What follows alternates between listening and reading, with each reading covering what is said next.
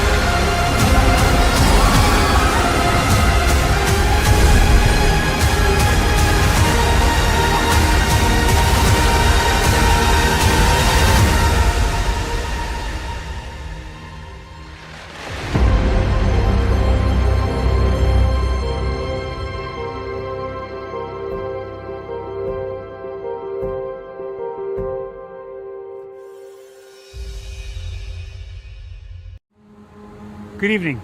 My name is Mark Woodbury. I'm the chairman and CEO of Universal Destinations and Experiences. Well, we're finally here.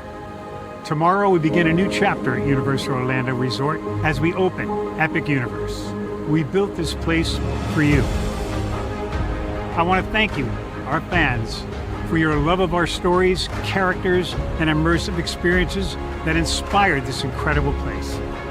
Epic Universe represents over 8 years of meticulous planning, immense creativity, and innovation, combined with unmatched craftsmanship and operational excellence on the part of thousands of people who have brought to life the stories and characters that live beyond each of Epic's portals. But it represents so much more.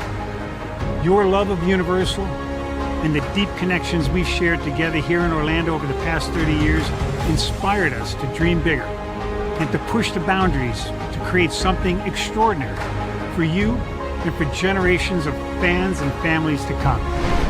And tomorrow, as we open Epic Universe, I can't wait for you to experience this place for yourself. Now it's your turn to step inside, to lose yourself, and to share this place with the ones you love most. As we open this park, we hope your world becomes a little more epic.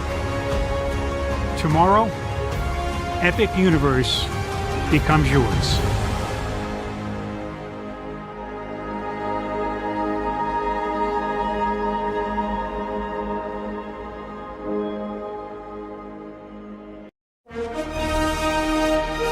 Prepare for a journey beyond imagination, beyond belief, beyond anything you've experienced before. Universal Epic Universe, a new theme park where you'll step through extraordinary portals to 5 immersive worlds. Prepare for a cosmic voyage of discovery, an isle of fire-breathing excitement, a shadowy world of monsters and mystery, new wonders in the wizarding world, and a new way to play. Plus the splendor of a magnificent resort hotel overlooking the park.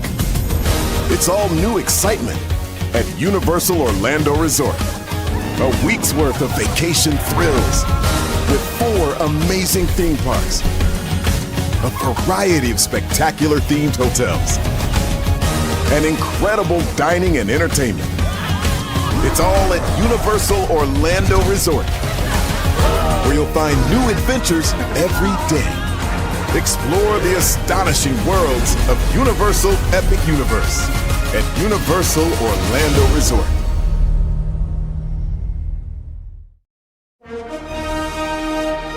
Prepare for a journey beyond imagination, beyond belief, beyond anything you've experienced before. Universal Epic Universe, a new theme park where you'll step through extraordinary portals to 5 immersive worlds. Prepare for a cosmic voyage of discovery, an isle of fire-breathing excitement, a shadowy world of monsters and mystery, new wonders in the wizarding world, and a new way to play.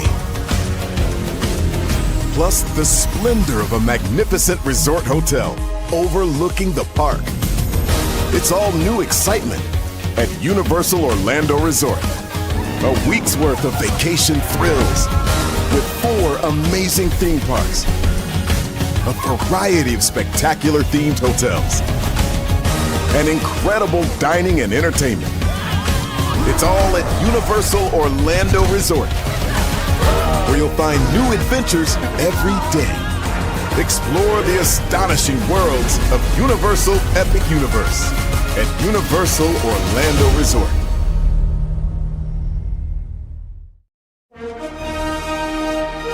Prepare for a journey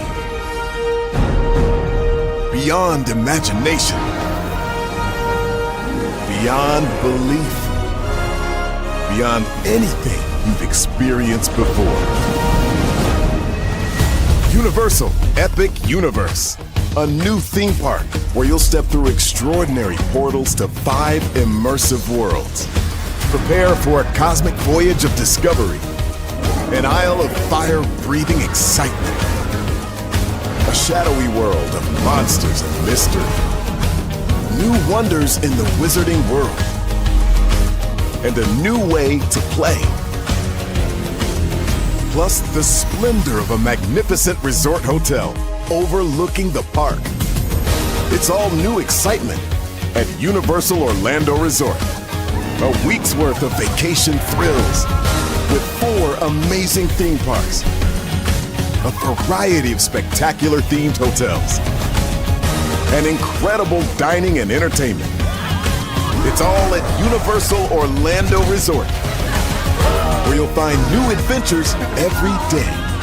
Explore the astonishing worlds of Universal Epic Universe at Universal Orlando Resort.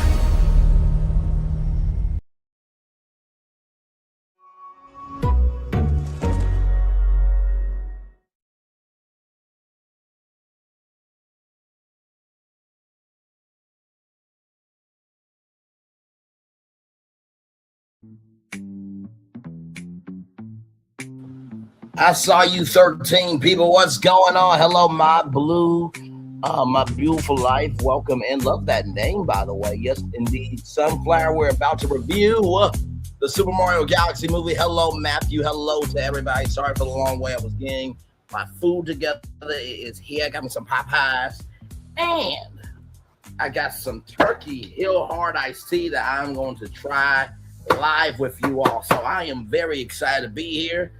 Y'all, listen, we're going to have some fun. This is my first movie review. I'm not going to lie to y'all. I'm kind of legit scared because, everybody's been putting out their reviews and everything else. I have not watched any reviews because I wanted to see the movie for myself.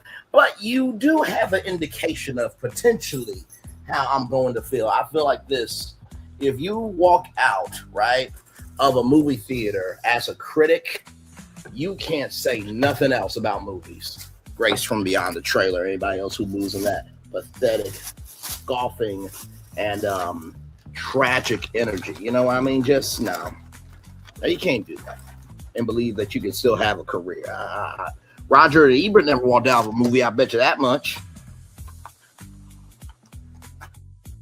It's disrespectful to the staff and the crew and the cast for you to just say this, that, and the third about somebody, right? So let's get to it. Getting my wings on my plate real quick here. Ooh, yeah, baby. Oh, I'm ready. I'm ready. Okay. Got my wings. Got my food. Let's make it do what it do, y'all, because higher is waiting, low is available. But either way, we got to go on to our Yes and DVD. Let me take down that kind of intro there. You see that virtual tour background? Yes, you do. You hear that virtual tour music? Yes, you do. And we don't have Princess Peach's castle, but we do have a castle.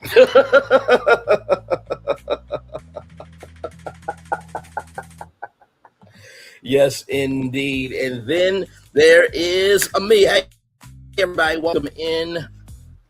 I got my Popeye's chicken. I have me a popcorn bucket. Hang on. There we go. I have my popcorn bucket right there. And then, of course, I have, ladies and gentlemen, Turkey Hill. Oh, hang on. Y'all know how green screen works, right? Okay, hang on. Wait.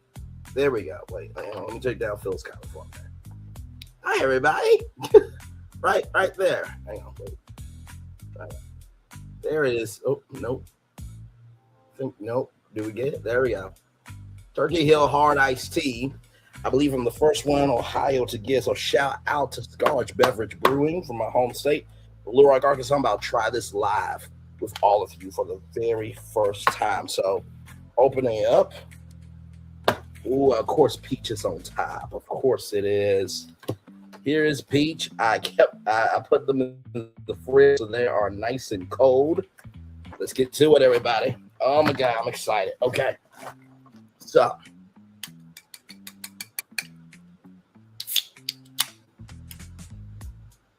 ooh, you can definitely smell the peach as you should. Cheers, everybody.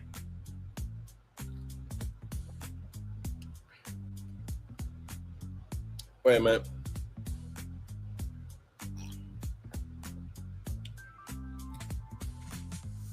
Wait, does this have alcohol for real? Hang on. That's smooth like butter. This is the peach flavor right here. Scarlet Beverage, you did your thing on this. Absolutely. Let's get to it, y'all. So, I have not had a Joe Beef chicken,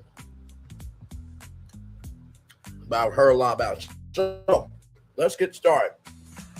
So, with that being said, Super Mario Brothers movie starts off with an illumination opening, right? And so it's the minions making it do what it do. So there's one minion with a controller, and then there's the other minion that has the hammer. And the minion's going, and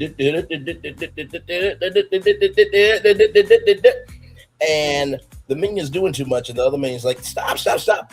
And the minion gets hit in the head with the mallet. Illumination! And so then, of course, the Super Mario Galaxy movie opens up, and literally the first part of the movie, right, is Rosalina reading to the Lunas, right? And and let me tell you something.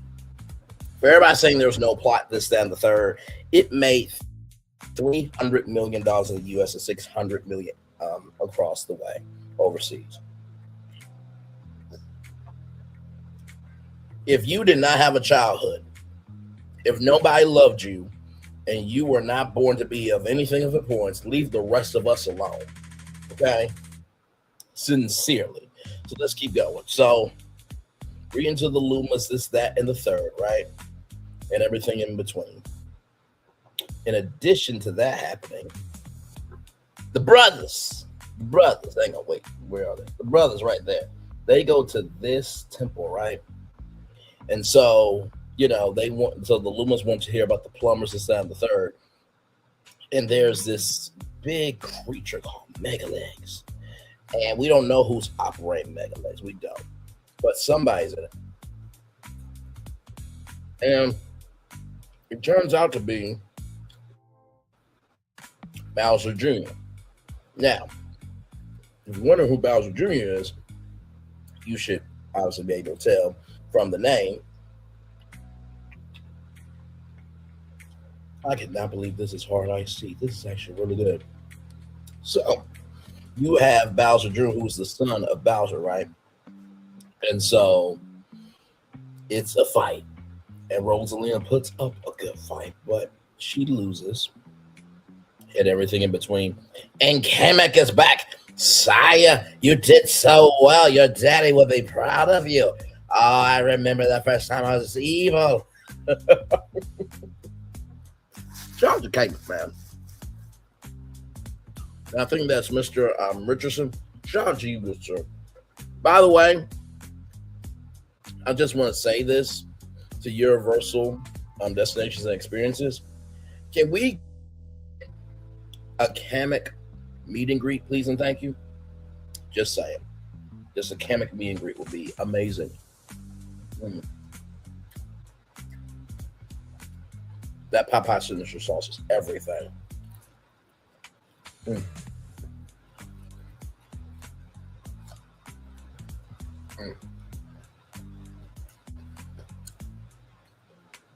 So after all that, then we get to the brush. And they're making it do what it do, right? And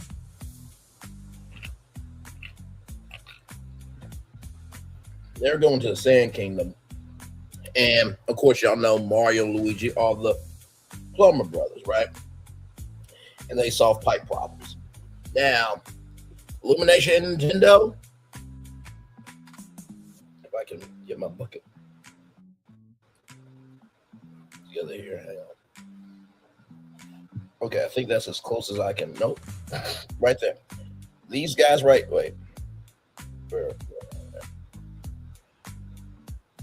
There we go. These guys right here. I want a movie on them. Can you make that happen? I want a movie on the Sand Kingdom. Now, for those of you who do not know where the Sand Kingdom comes from, that comes from Super Mario Odyssey. And so they go in, and here's the thing, right? Mario and Luigi are on these motorcycles. But, of course, power-ups, right? So they have their fireball power-up, but it gets rid of the capes and everything. And as they're inside the pyramid, Luigi's trying to be better. And he throws fireballs at these little mini little mini Koopa enemies, right? And he was like, fireballs don't work. People can change.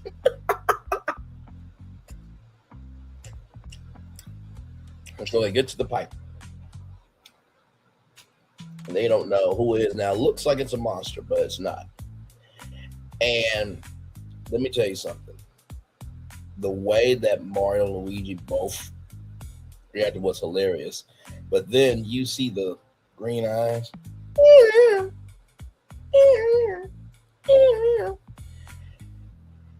And my God, like Yoshi is Yoshiing. Do you hear me?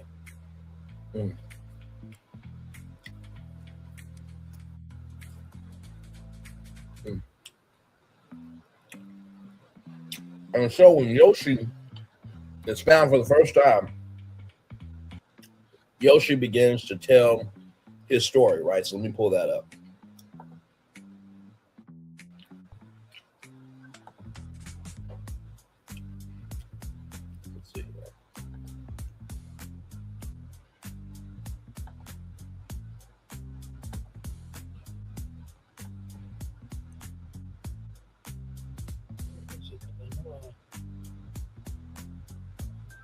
Okay. Okay.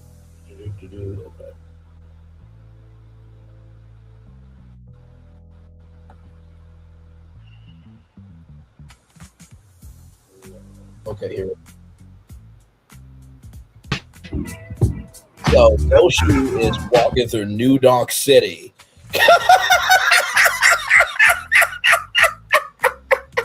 Of course, the dog from the first movie. As you can see,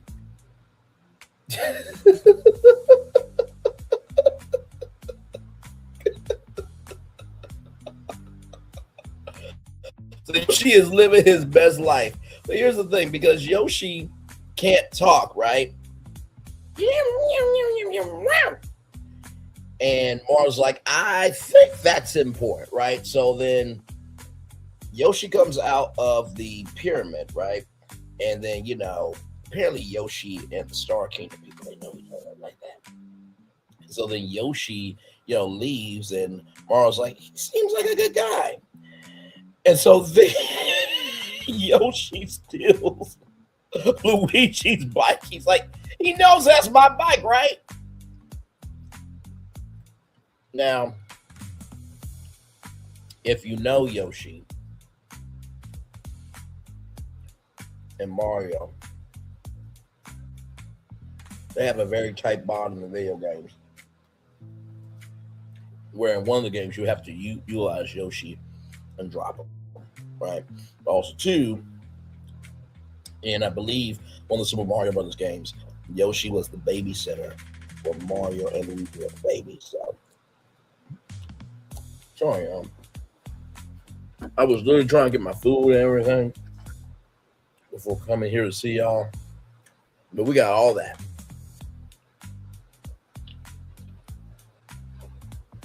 So then we're in the Mushroom Kingdom, and as y'all know, Mario and Luigi. Trying to make sure I ain't got no food on me to save for later. But anyway, so we're in the Mushroom Kingdom now, right? And it is Princess Peach's birthday. And, they're getting ready, Mario, Luigi, and Yoshi. And so, they're doing this whole dance thing, and Yoshi's got the glasses on and all that stuff. Actually, let me pull it up.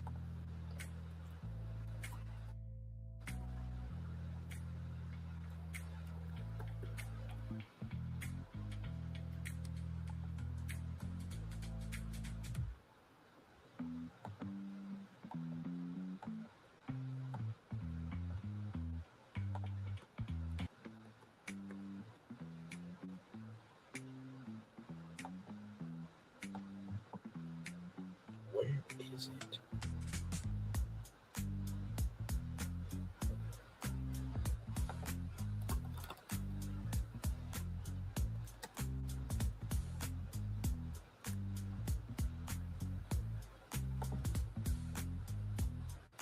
So right here, let me pull up this image right here. So these are the three amigos right here. Check this out. Let me pull this up. So these are the three amigos, and y'all, it's awesome. It is awesome. It is awesome. It is awesome. It is awesome.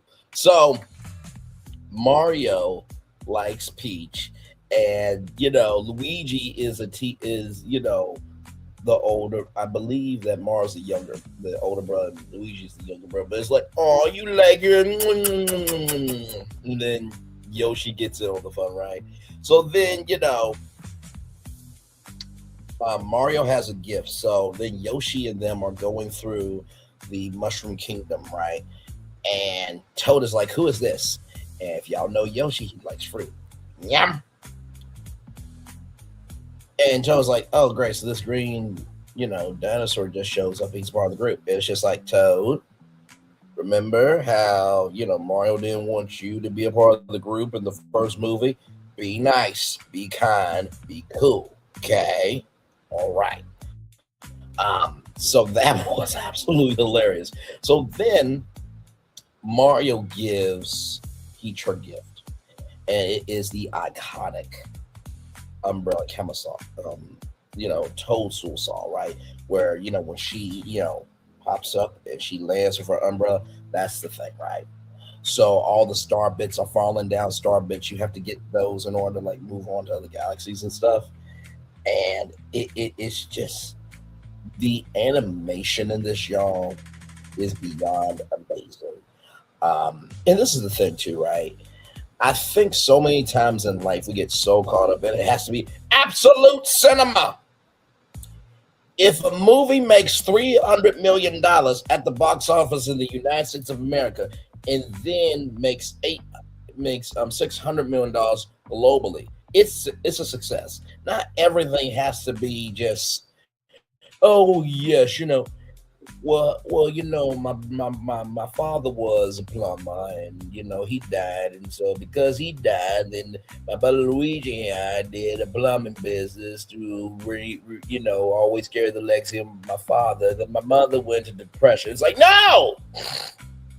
Have you seen the world outside today? We don't have to have everything depressing. Okay, all right, please, for the love of God, can we just be grateful that we can just have fun, right? So, child, then after all of that, right? After all of that, then once everything is happening, right? Peach finds out about, the Lumas and everything else. And so basically Mario and Luigi have to protect the kingdom, right? Along with Yoshi. And let's just say there's a lot of references. One of the big ones was the big fish, and Luigi becomes a frog, and it's like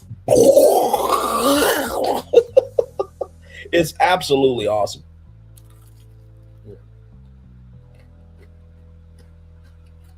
I do wish they put a little more sauce in this.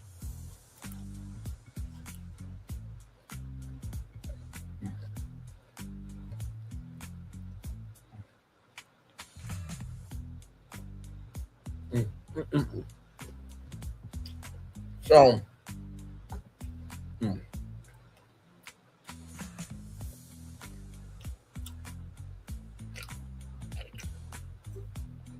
okay.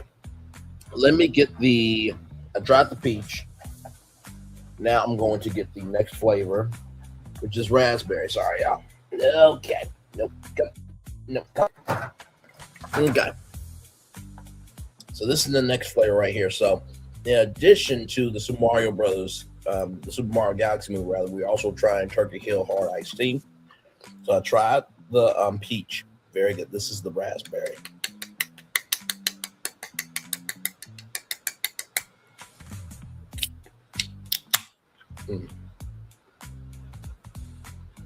Ooh, okay.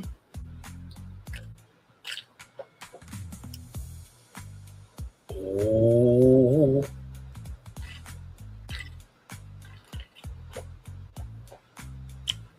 Oh yeah, this is a hit. Turkey Hill, you're gonna have to do a 24 pack, bro. Y'all make an orange flavor. Ooh, a grape flavor. A cherry flavor, a strawberry flavor. We'll talk. Turkey Hill. In addition to all that, Bowser. You wanna know what Bowser is? He's in a shrunken domicile. He's been painting, right? And he's like, Mario, Luigi, I got a painting for you. Let me come on up. And he's doing the doo-doo-doo-doo, which is another Mario reference, right? So then he gets to the top and he asks Mario, Luigi, what do you think about the paint? And Luigi, self-support, I like the colors. And then Mario says, it's trash.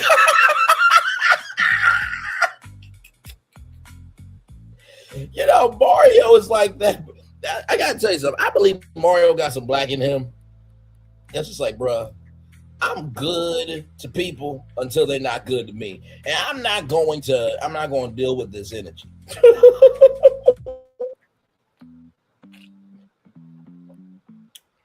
So, all of that, right? And then a little bit later on, as we see everything that's happening, right? Then,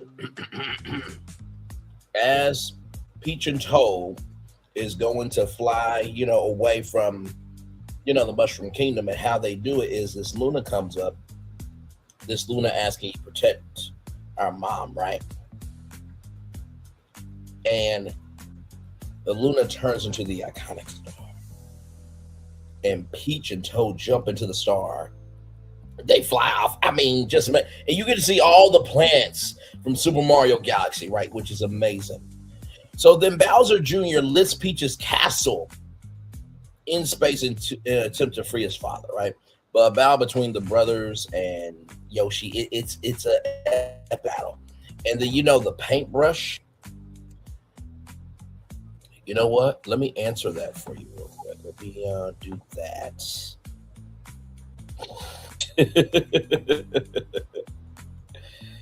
Oh my God. Oh man, the trolls are out, y'all. My Lord Jesus. By the way, I love my thumbnail. I'm just looking at it now. But sincerely, it's just like, with this fight, I have to tell you, it was awesome to see how the fight, happened. Because if you guys know Super Mario Sunshine, right? The paintbrush is from Dr. Ead. Dr. Ead is from Luigi's Mansion. Like I said, they put so many Easter eggs in this thing. And listen, for everybody saying there's not a plot, Bowser Jr. is trying to capture his dad, right? And not to mention, too, it is a sequel. So we get to see the events of what has happened since the first one. And there's a lot of stuff that we don't know, right? We know about Mario and Peach because of the games, but to see it in this form, for the story to actually have its own identity. And this is the thing, too, right? I remember... this is so good. I remember... when it came to Space Jam: A New Legacy, I remember Skip Bayless, and the first director of Space Jam, said that, the Space Jam: A New Legacy, it wasn't good, such what have you, right? But the thing was, what was different about Space Jam: A New Legacy was you got to see Bugs Bunny in a lonely state. That's depression, right? You got to see LeBron James and his son have two separate tracks, right? In the first Space Jam, the internet wasn't as big, technology wasn't as big, and society, hasn't evolved in terms of how we connected as big as it did in that. And you got to see Dom, who wanted to be his own person. He created a video game, but his dad wanted him to be him. And you had Algae Rhythm and fighting against, your dad's legacy versus who you want to be, and then peer pressure, right? And also, too, you got to see a little bit of Hollywood because Warner Brothers, poked at itself with its own machine that can make an AI actor, which reflects in today's society, right? So there were so many different themes, Space Jam: A New Legacy, that people missed. And I don't understand how we say as society, be creative in movies, and then we attack creativity. I just don't get that. I sincerely don't get that at all. So, with all that being said, right, and what ends up happening is, as the castle's lift up, right, the castle then drops, right? What comes up must come down. And so it drops into the honeybee, galaxy, right? And Bowser breaks out of that, right?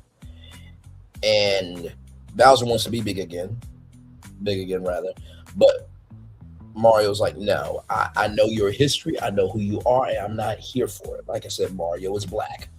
So then Luigi, being the ever naive brother, we started a book club together. Luigi, Bowser is tolerating you so he can be evil again. You do realize that, right? So then, Bowser is taunting Mario, hit me. And so Mario does what he does, not realizing Bowser is big again. And Bowser says, You have my blessing. I will be your protector. I'll be your provider, and I will protect, profess. I'll be your protector. I'll profess, and I'll provide. Right, all that stuff. And so the castle is pretty much damaged. Right.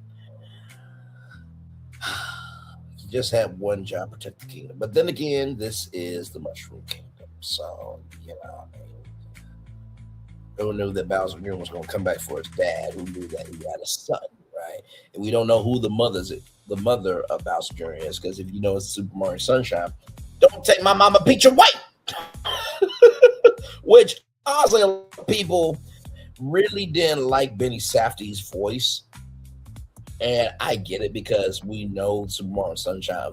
Don't you take Mama Peach away? It's more of a kid voice. You know what I mean?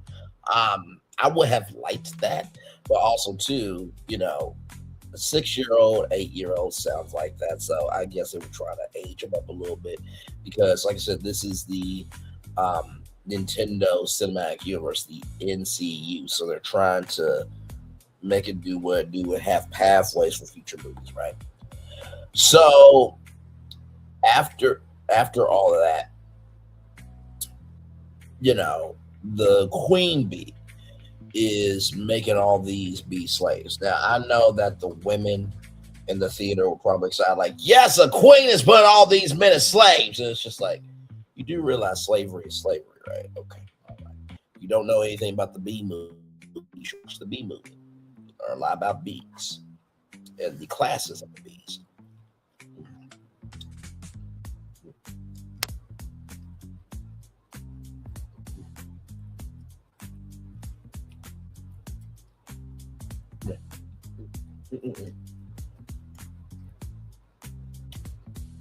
Oh God.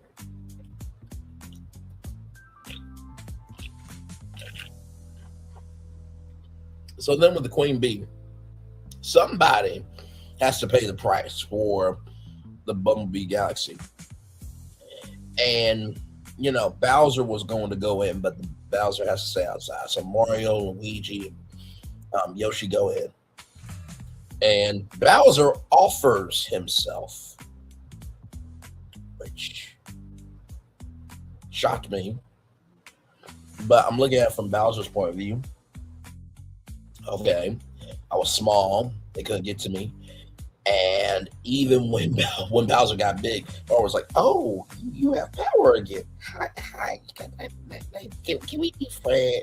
Can we be friends? But in a noble sacrifice, right? Hello, Bob T. Welcome in. We're gonna get to a certain character here in a minute. But welcome in. Glad to have you here. So, with all that being said, Bowser is making it do what it do, and Bowser learns from Mario that his son was trying to come back for him. Right? Remember what I said? We don't know who Bowser Jr.'s mom is. It's not Peach. It's not Peach.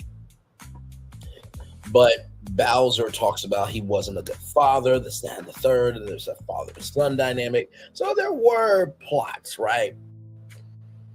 And I think that this is taking this, honestly, if you really want to know what the plot was, this is the plot is Bowser Jr. is trying to get his dad. In the midst of that, right? Mario and Luigi are trying to figure out who they are now after the events of the first movie. Yoshi is here. So you have a new person in the midst of all this. And you have a intergalactic galaxy adventure trying to save the galaxy. That's the plot.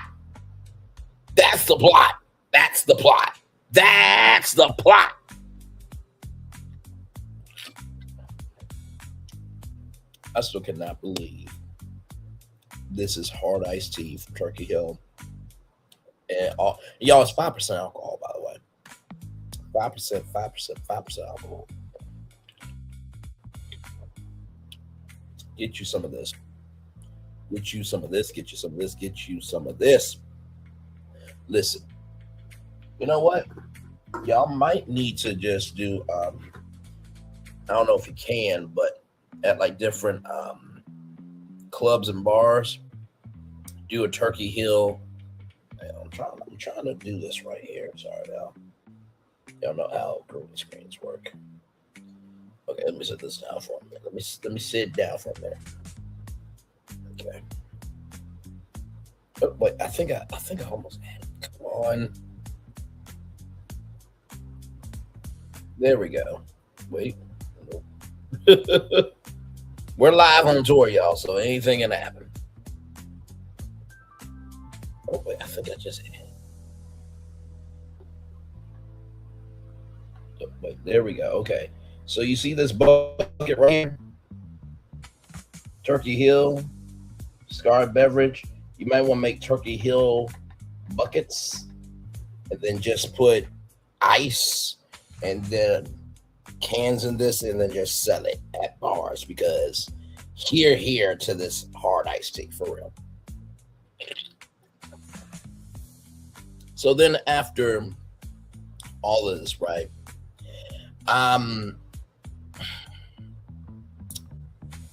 In the Gateway Galaxy, right? So Peach and Toad, they land in the Gateway Galaxy. And the Gateway Galaxy is basically the airline, supposedly airline quote, to quote speak, your way to go through the world of Nintendo, right?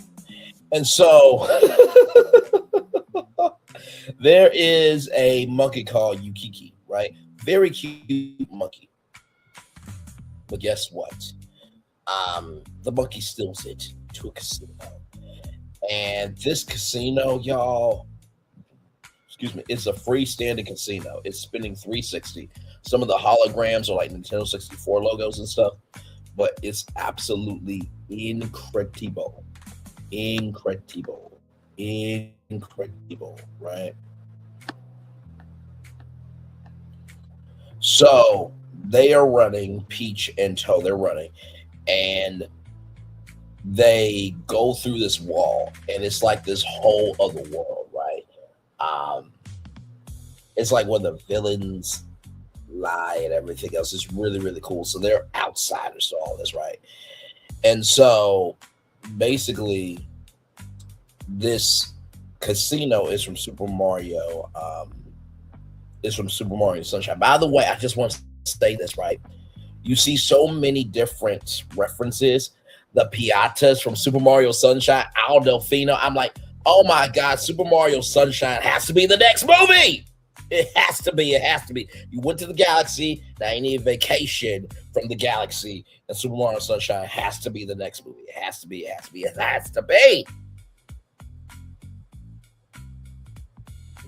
has to be. That's the next line. Okay. This is a Nintendo Cinematic Universe, okay? So you have all of that, right? You also have the Widows and Gemos from the Galaxy games and the Yuki Monkey who appeared on Yoshi's Island, right?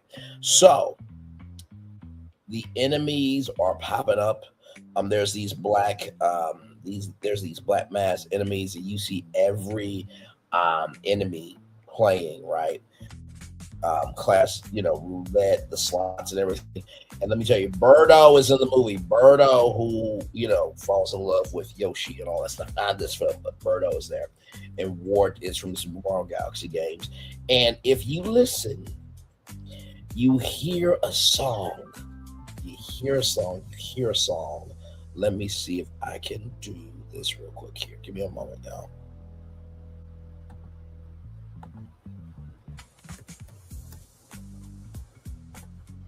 I'm just going to play a little bit of the song, just a little bit of this. Now, this is the remix, okay? I think this is the best one. The original is the original, but my God, this one right here. Here we go. Shout out to the Living Tombstone.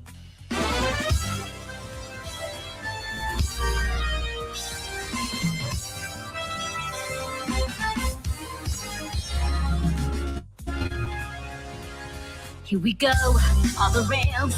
Don't you know it's time to raise ourselves? It's freedom like you never knew. Don't need bags or a pass. say the word, hope the You're air in will a fly. flash. You could see my Your head head and is talk to you. Oh, we could Come zoom all all the the way way to the moon from Oh, this crazy, great wacky wide world. world. Jump Jump with with me, me, grab grab hold hold of of me. me. Oh, Ah, here we yeah. go. It's time to It's time jump to in the air. So you hear Jump Up Superstar. You hear Jump Up Superstar just a little bit. By the way, shout out to the Living Tombstone for doing this remix. Y'all, 66 million views on YouTube. 66 million views. 66 million views. Okay. So you hear Jump Up Superstar in the background. Now, I do believe also, too. Ooh, excuse me. Sorry, y'all. I do believe in this film you also do hear a reference to peaches, right? And when I watched the film rather, Bowser did not sing a song. But also, too, can we talk? Can we talk? Can we talk?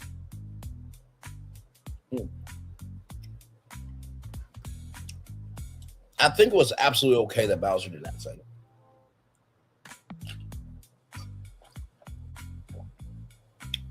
I think what people tend to miss about movies, and I'm saying this from my media perspective, right?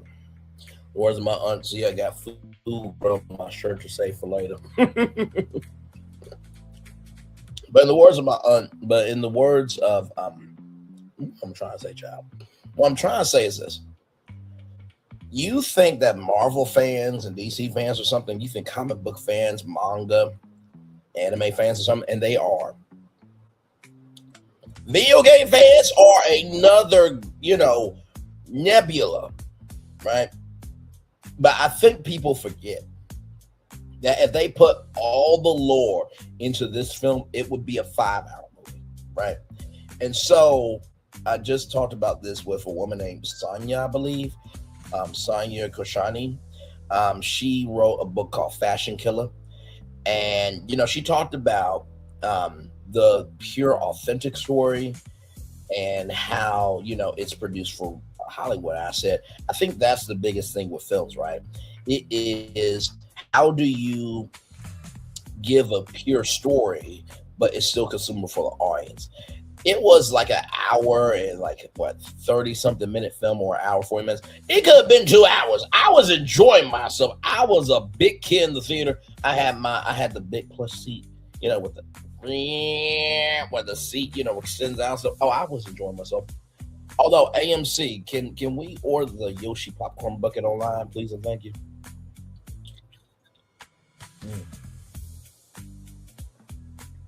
Okay.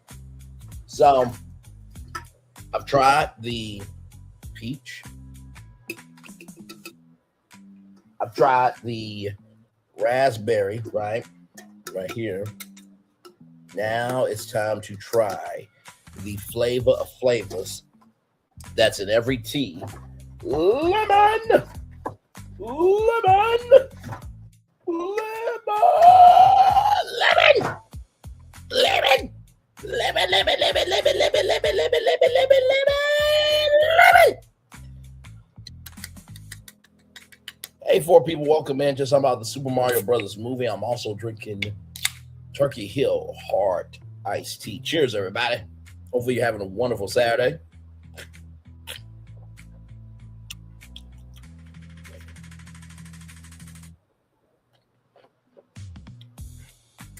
Wait a minute. You know what? I love all 3, but this lemon is hidden. This is a very smooth Arnold Palmer. Oh my God. Y'all, those were just 3 cans. There's 12. Oh my God. So let's continue with our review, right? So Ward gets his behind, right? And guess what? he reveals that Rosalind is in the space junk galaxy, right? So then Mario, Luigi, and Yoshi reunite with Toad, and they've hired pilot Fox McCloud, who is also known as Star Fox. Now,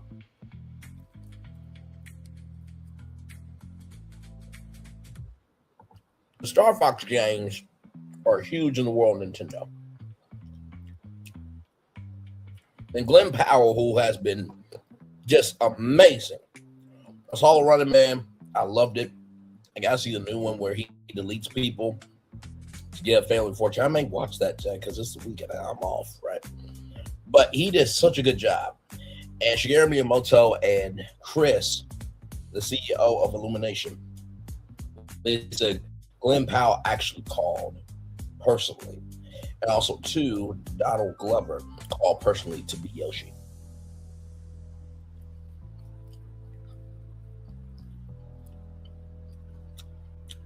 And like I said, this is Marvel. This is not Marvel.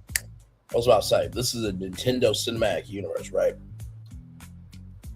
So, Star Fox is going to transport the group. Now, there's a funny moment with Mario and Star Fox where it's like, I like your stash. So Mario and Star Fox become best friends, right? And Star Fox is like, yeah, no, I'm not going to Space Galaxy. And then Toad just shows all these points. I was like, yeah, I'll take you there. Star Fox also got some black in it. Listen. So then, after all that, Bowser Jr. gets his dad back. And I swear to God, that signature sauce, Popeyes. The signature sauce does a lot.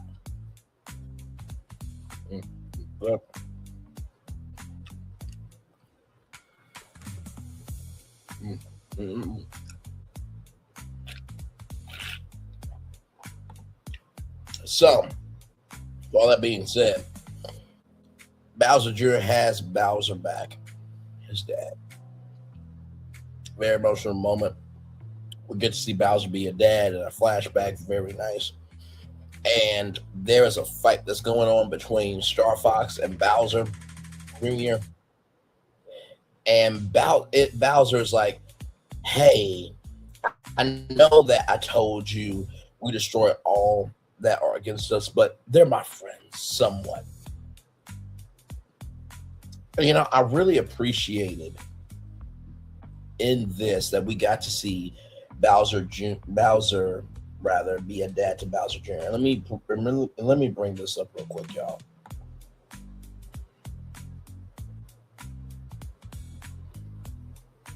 Let me bring this up. Hang on, give me a moment.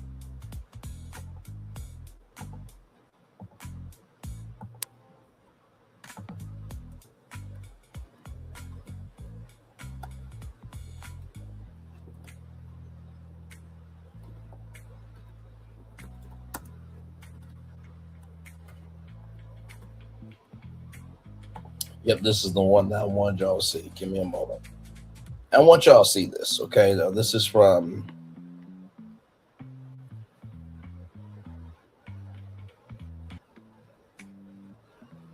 Actually, you know what? I'm going to show both videos. Why not? Why not? We got time. We got time, man. Ain't nothing but time. So check this out here.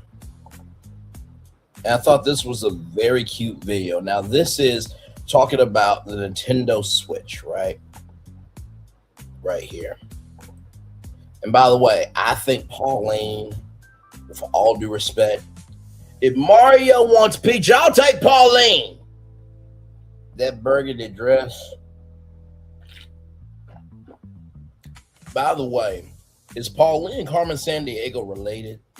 They both wear the same hat. They both wear that burgundy color. They both have that same face structure. They both seem like Tina. I'm just saying. Okay, here we go with the parental controls video. Here we go.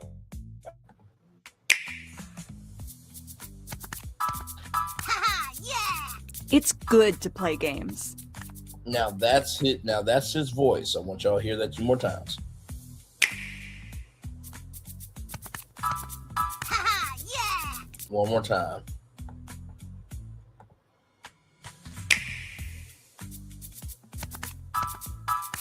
Yeah. It's good to play games. But parents sometimes wonder, is my child playing too much? By the way, right here, Wonder, you see that drawing of the of his stomach shield. You know, his cape. No capes. No capes. No capes. That happens where his mask is animated. Right. So in the boot. Excuse me. is my child playing too much? And what kind of games is my child playing? That's why Nintendo created an app to help monitor your child's gameplay. Nintendo Switch Parental Controls.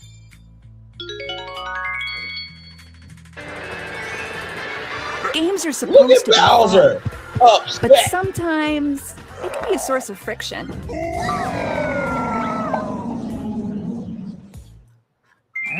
Nintendo Switch Parental Controls to the rescue. Just set an amount of playtime and the system will let your child know when time is up, even when they're busy Bowser leading the being pack responsible. and dodging banana peels. Just keep in mind, your parental control settings apply to the system, not individual players. Uh-oh. Looks like the message didn't quite get through. But the parent can see that he's not following the rules. There is a function to have the system go into sleep mode when it hits the time limit, but it's kind of a last resort. Oh.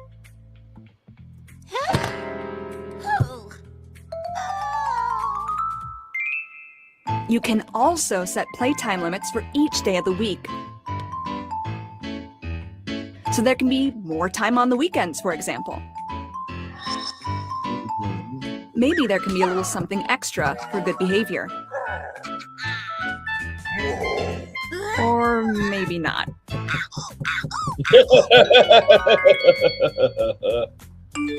You'll get a report showing how much time your child spent playing which game. Of course, Bowser would have Peach as his screensaver, of course. Playing which games. I mean, I would have Pauline as mine, so.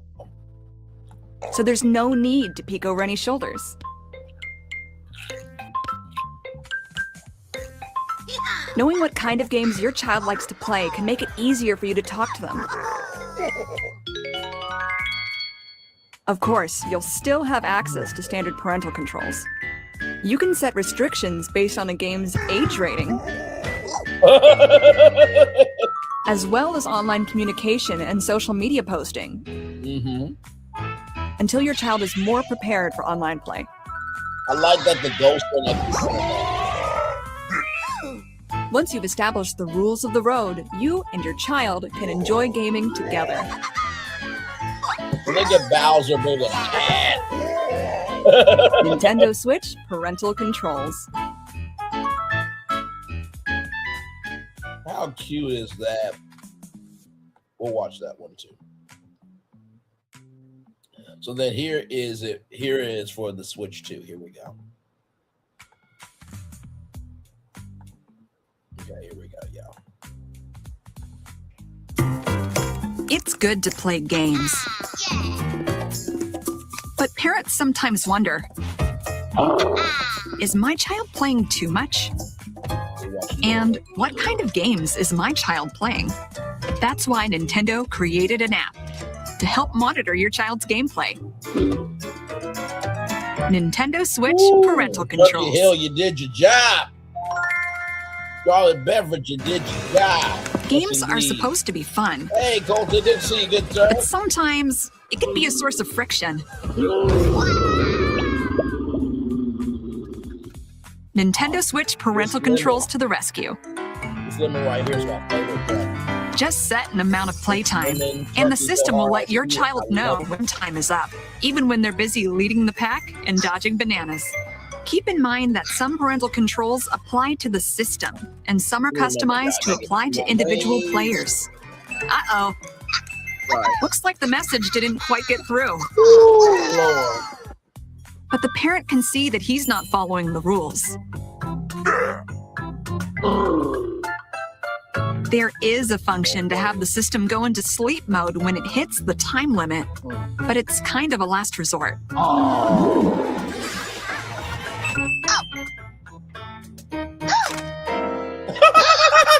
Look at Bowser Jr. You can also set playtime limits for each day of the week. So there can be more time on the weekends, for example. Maybe there can be a little something extra for good behavior. Or maybe not.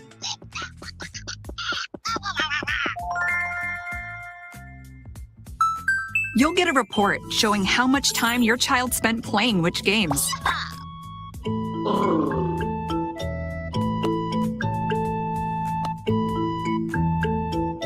Knowing what kind of games your child likes to play can make it easier for you to talk to them. Of course, you'll still have access to standard parental controls. You can set restrictions based on a game's age rating. You can also manage which friends they can use game chat with, wow, look at that. as well as manage communications with others until your child is ready to use those features. Once you've established the rules of the road, you and your child can enjoy gaming together. Nintendo Switch parental controls. So that's not all, y'all. Here's this here. The game. Oh, yeah, we already saw the game chat. Okay, so here we go. So here's some wholesome father-son moments between Bowser and Bowser Jr. Here we go.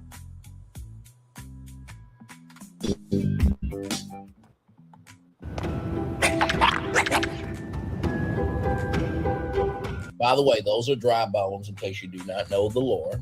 Shout out to Nintendo Unity. All kinds of flowers started blooming once this place warmed up. And one day, Bowser Jr. put together a bouquet of them for his dad. Well, the dry bones characters seem really comfortable. Like, I know they seem scary and stuff, but they really do seem like very good. Now, this is from Bowser's here.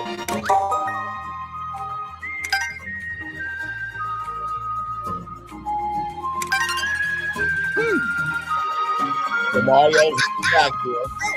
He doesn't want to help his dad. He doesn't want to help his son.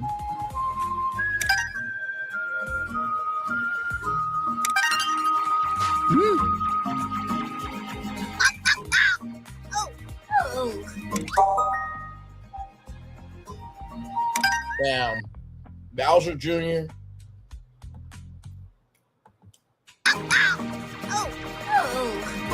This is very rude to say. I never asked for your help, never ever. Now that's very rude. That's very unkind, and that's very thirsty toxicity energy. Okay, you're bigger than thirsty toxicity will never be, but that's not nice. But I also understand here, as you can see with the facial expression, that Bowser Jr. really needs his help, and the only way for his dad to get where he needs to be is for Mario, because Mario and Bowser have a relationship unlike anything else. So very vulnerable, Bowser. Mario.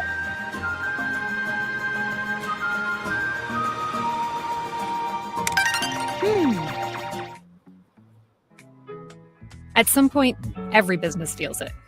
Work starts strong.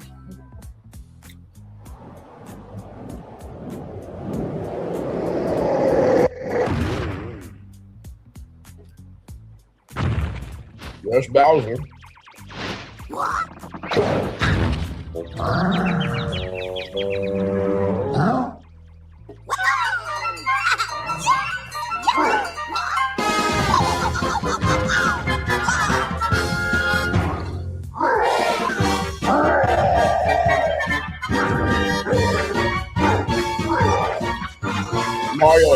Mario.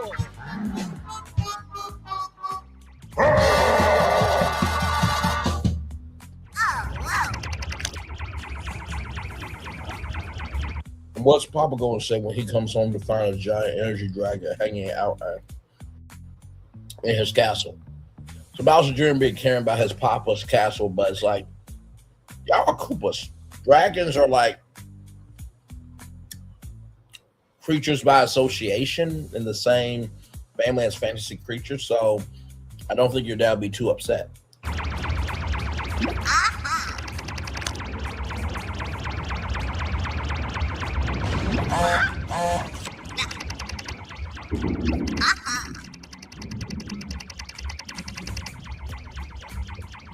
Oh yes, this is Mario and the rabbit from Mario.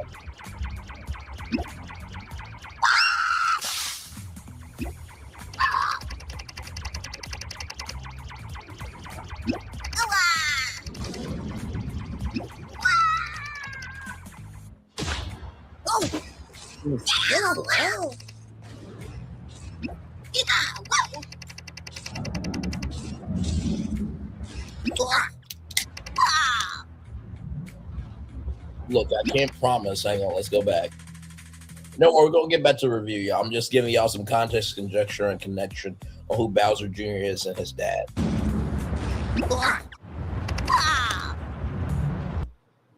Look, I can't promise I'll be good for everybody. I'll try. That's nice. And then you see Peach, you see Luigi, you see Yoshi.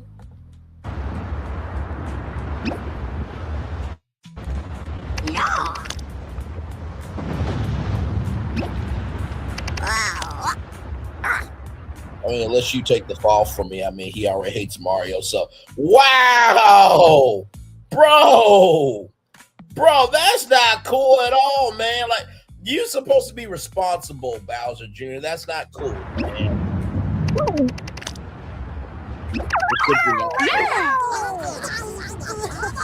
Yeah. Right here, drawing a Bowser Jr. as a prank.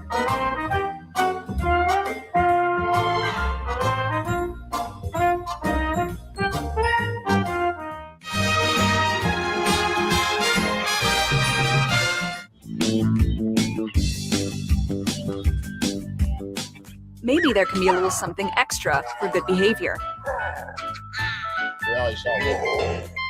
Or maybe not. Monster. For multiplayer games, each player can grab a Joy-Con controller. So both of you can share in the fun. Look at that.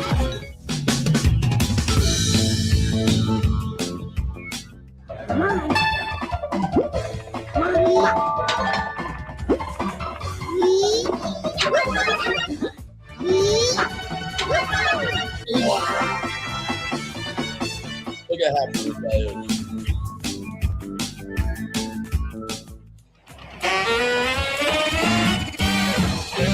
By the way, shout out to Nintendo Unity for this video. Great job, great job, great job.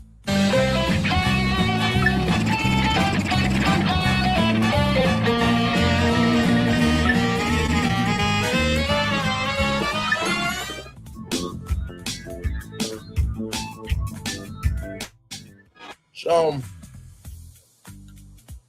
for those of you who don't know this game,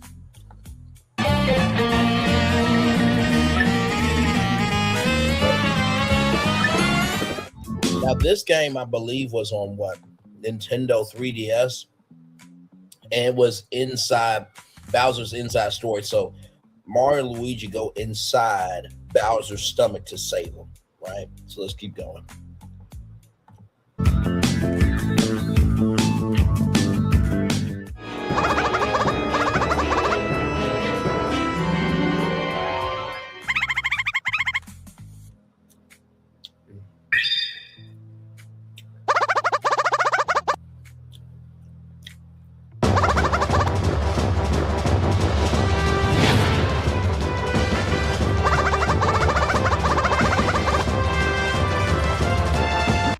Yes, it is, because you and your dad should respect boundaries.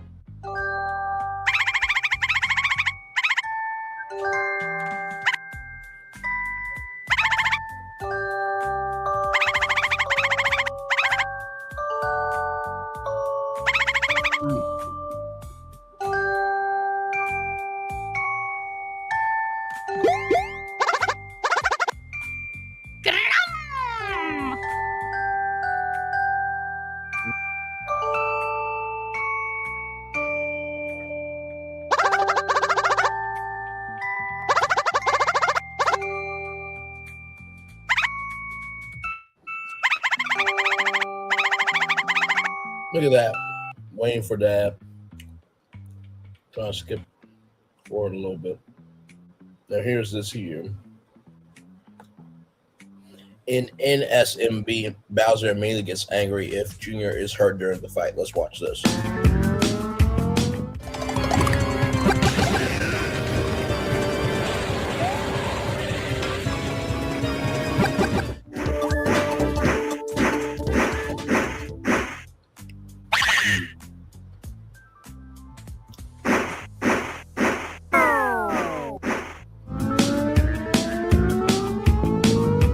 That's a lot of weight.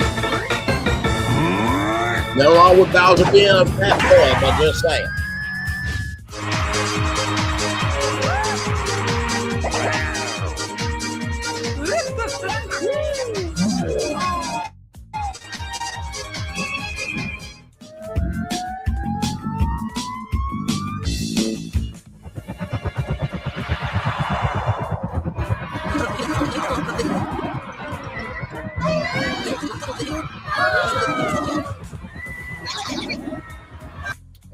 Let me go back.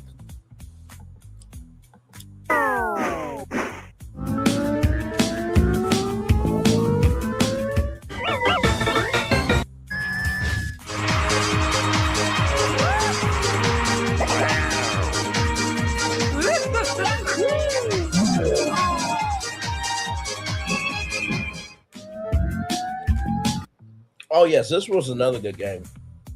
Mario and Luigi Brothership. This was a great game. This was on the Nintendo 3DS as well.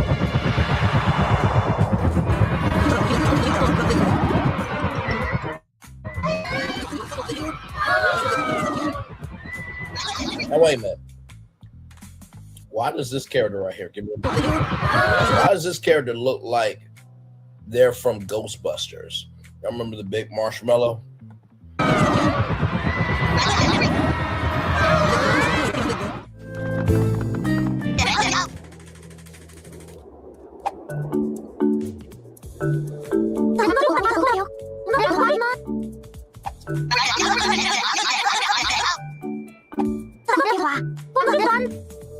So those two are fun.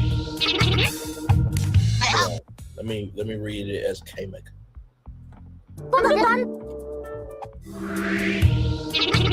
Lord Junior, Lord Bowser is very strong. Yes.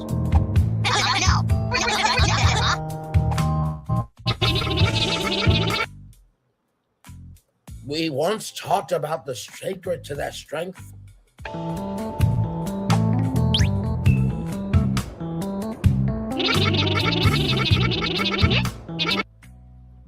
His strength flows from his minions, and their strength flows from him. Love and trust are the keys. True allies are with you for life.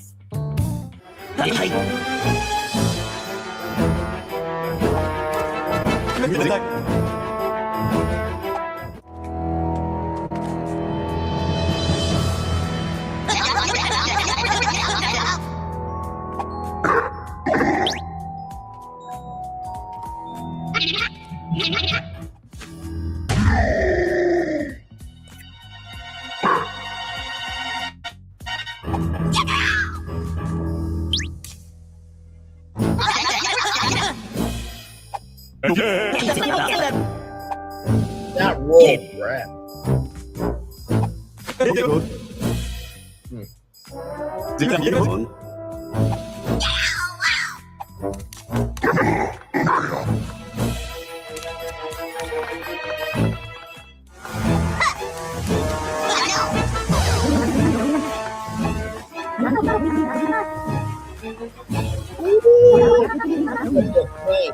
Is more on high.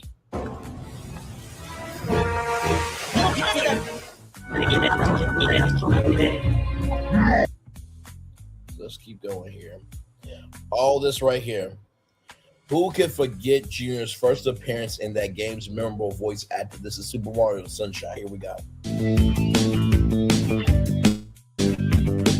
This is good heart. The water's great, hey, Junior? Sure is, Papa. Come on in, Mama Peach. I think not. Mario! Princess Peach said she got standard. Don't you ever give up? Mario! How dare you disturb my family vacation? By the way, that was not a family vacation. Bowser kidnapped Peach and made it a family vacation.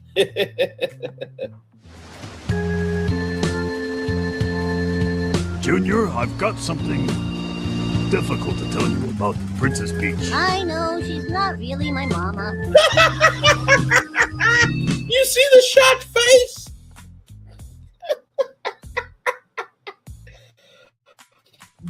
Bowser's like, well, damn, you ain't gotta say it like that. I mean, good damn. Someday, when I'm bigger,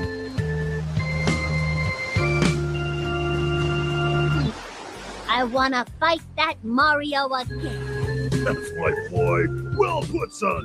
The Royal Koopa line is as strong as ever.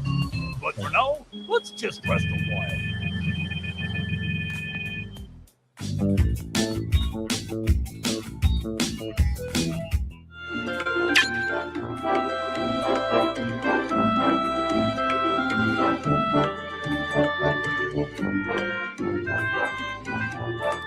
Bowser's beloved spoiled son sports a bandana with a large mouth drawn on it, just like the large mouth that was drawing his bandana over his mouth.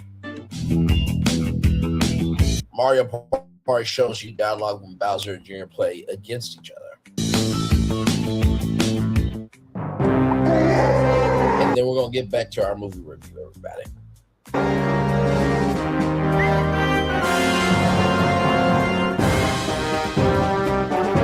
In my black heart for you, son.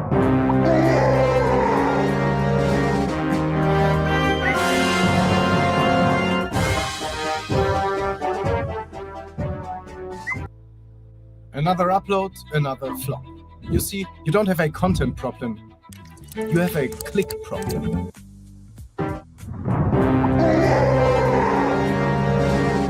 And by the way, when Bowser Jr. dies or Bowser Jr. dies in the video games, they become dry bones.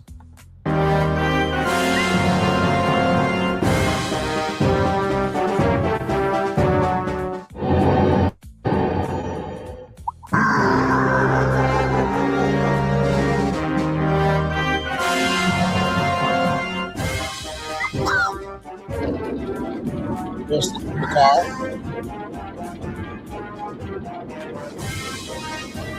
There's the supercar that I did it. Now, Universal, can you do something like this where Bowser is like a animatronic flying through the sky? That would be cool to see a Super Nintendo.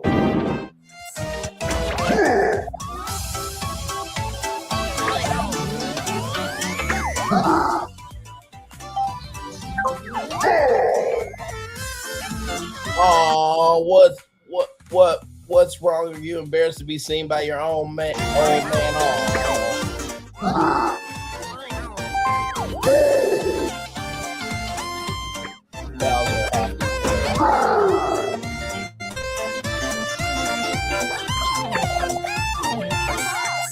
Now, Bowser Jr., I believe, does not have a sister. You still want to party with your old dad.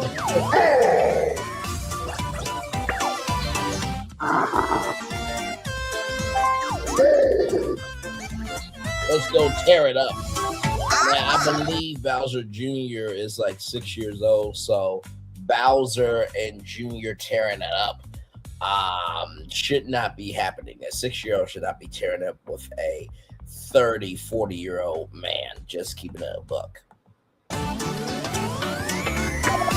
I'm so relaxed with this hard iced tea, y'all. Oh no!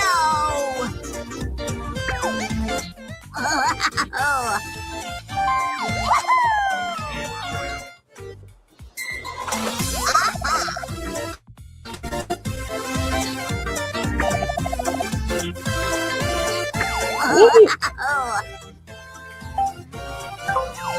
no! Yeah, I think I'm good. I'm a hard iced tea, y'all. I think I'm good.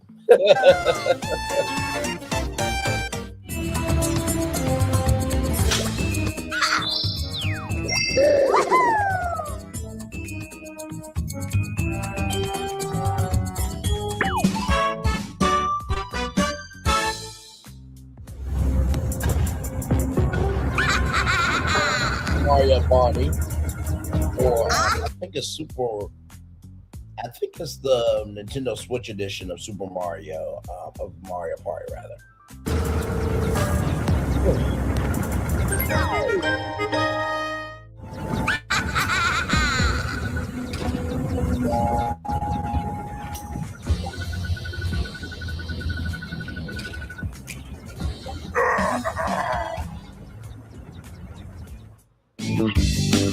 There you go. Shout out to Nintendo Unity. Great job there. All right, y'all. Let's get back to our movie review. Here we go. So, now that you know about Bowser Jr. and Bowser, right? Here's the thing. So, Fox McCloud, who was transporting the group, after that fight, right, the spaceship crashes into Fossil Falls. And there is a Super Scope, which is a accessory to the Nintendo Entertainment System. So it's a PAL, right? And so this PAL transforms you from baby to old person back to who you are. And so Bowser, he regrets double crossing the brothers because he made a promise, and they honored Bowser trying to change, but he returns to his old ways after Bowser Jr. has made this world for him and his dad, right? So Bowser becomes evil again, right? My Koopas, I have returned, right? So Yoshi finds the Super Scope and rescues the brothers from a Tyrannosaurus. Now, if you know about Super Mario Odyssey, right? Cappy. Now, Cappy is not in this. I do believe Cappy will be in a future movie, right? So Cappy, in Super Mario Odyssey, can transport himself onto anything, and Mario becomes that object. So I believe that was a reference to Super Mario Odyssey, right? So restores the Aegis.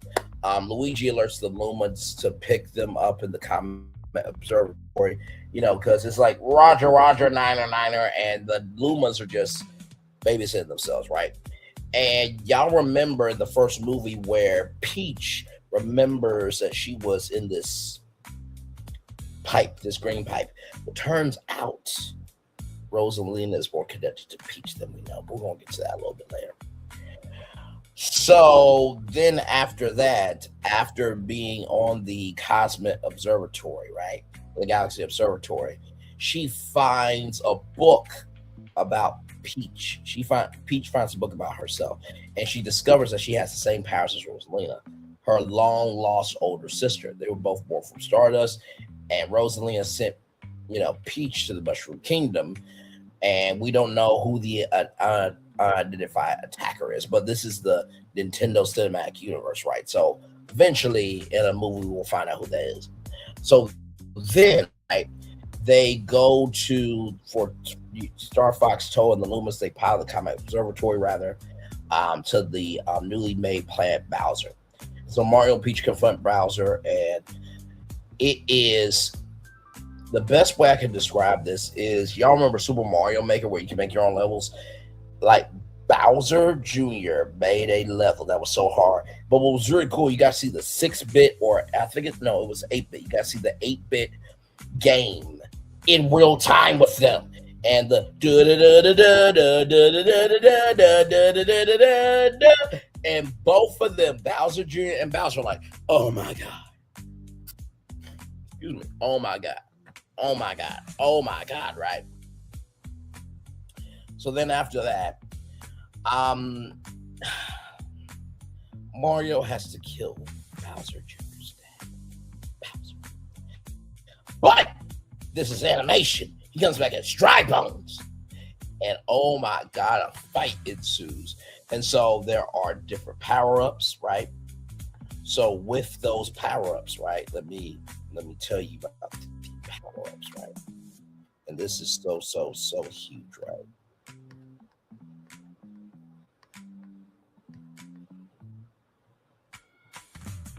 Like I said, there's so much that happened in this movie. Like, I hope I'm doing a good job of recapping the film for you all. By the way, with this being said, like I said, to go back to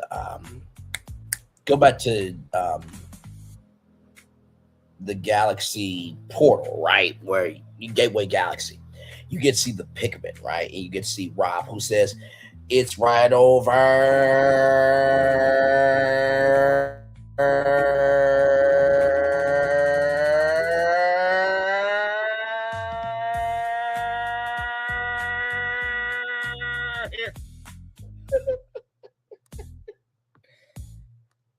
I mean, anybody could have done that voice. I would love a call elimination. But anyway, that's Rob, right? So anyway, so with all that being said, we get to, Dry Bones, right? And Dry Bones is basically just Yoshis and Koopas that are melted into lava, right? But with the power-ups, you see, you get to see Cloud Luigi, you get to see Drill Mario, and then you get to see hot air balloon Yoshi.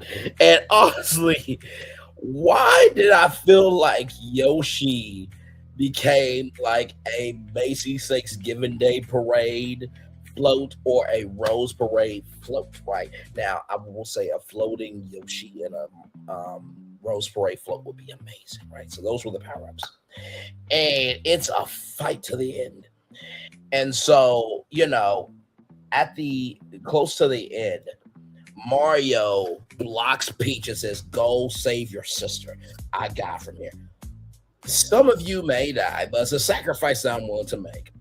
And so, like I said, when it comes to saving Rosalina, Rosalina is being drained of her energy because there's a super cannon, but you have to drain the most powerful energy in the world. That's Rosalina and Peach, but Peach was not kidnapped. So Peach becomes a solution, right?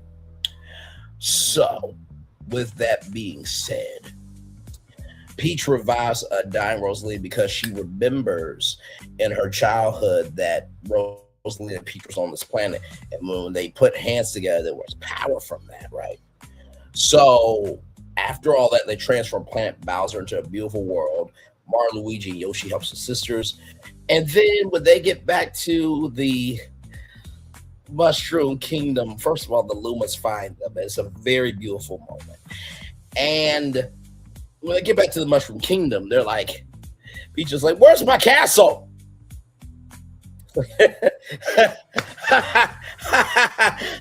thing, the castle was screwed over by Bowser Jr., right? So then it's this 8-bit montage of trying to fix the castle, right? And as Mario's about to put the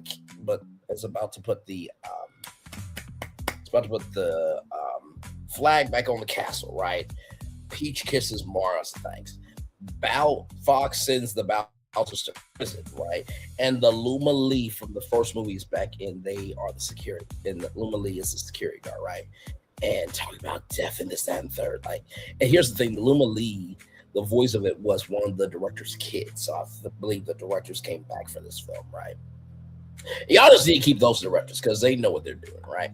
So then after all that, Star Fox heads back home to his home galaxy, and a Star Fox movie could be formed. But then back in the Gateway Galaxy, there is another Yuki who, is trying to be mean to this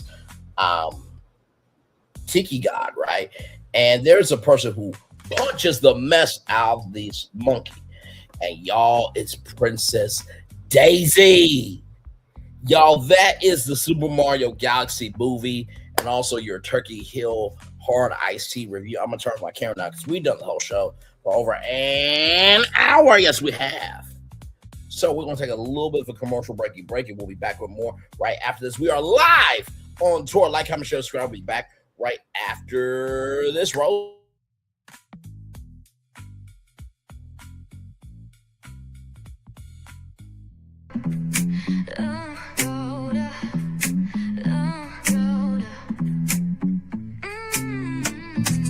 Lights go low, the city goes high. Stories untold under moonlit skies. Braylon got the vibe, got the flow for the culture. Yeah, you already know. Turn it up, lean back, feel the breeze. Late night truths drifting through the trees. It's for the culture, by the culture. Braylon Lee's got the soul to show ya. Breaking it down, lifting it higher. Feel the rhythm, spark the fire. Headlines flip with a soulful twist. Behind the scenes where the magic sits. It's the heartbeat of the now and the then, where the story starts and never ends. Tune in, lean and feel the groove. Every moment, a vibe you can't lose. It's for the culture, by the culture. Braylon Lee's got the soul to show you. Breaking it down, lifting it higher. Feel the rhythm, spark the fire.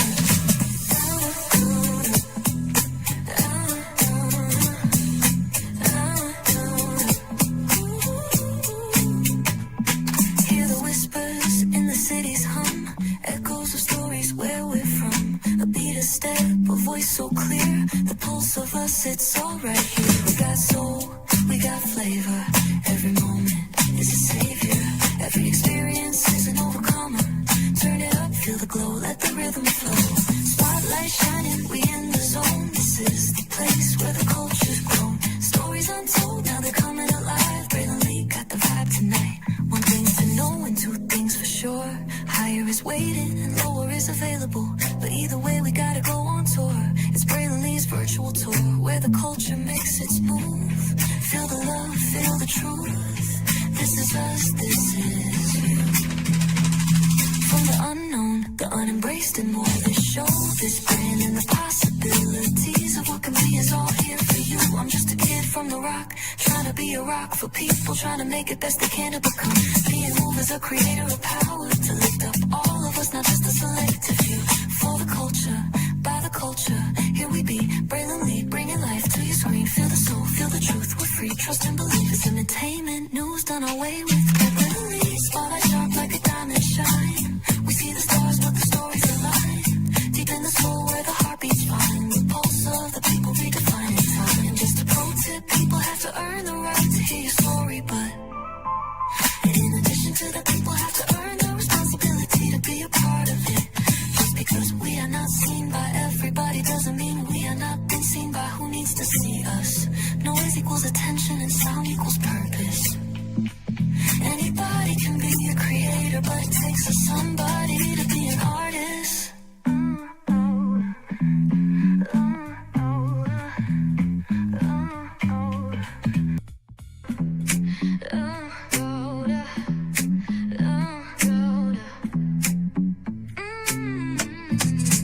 Lights go low, the city goes high.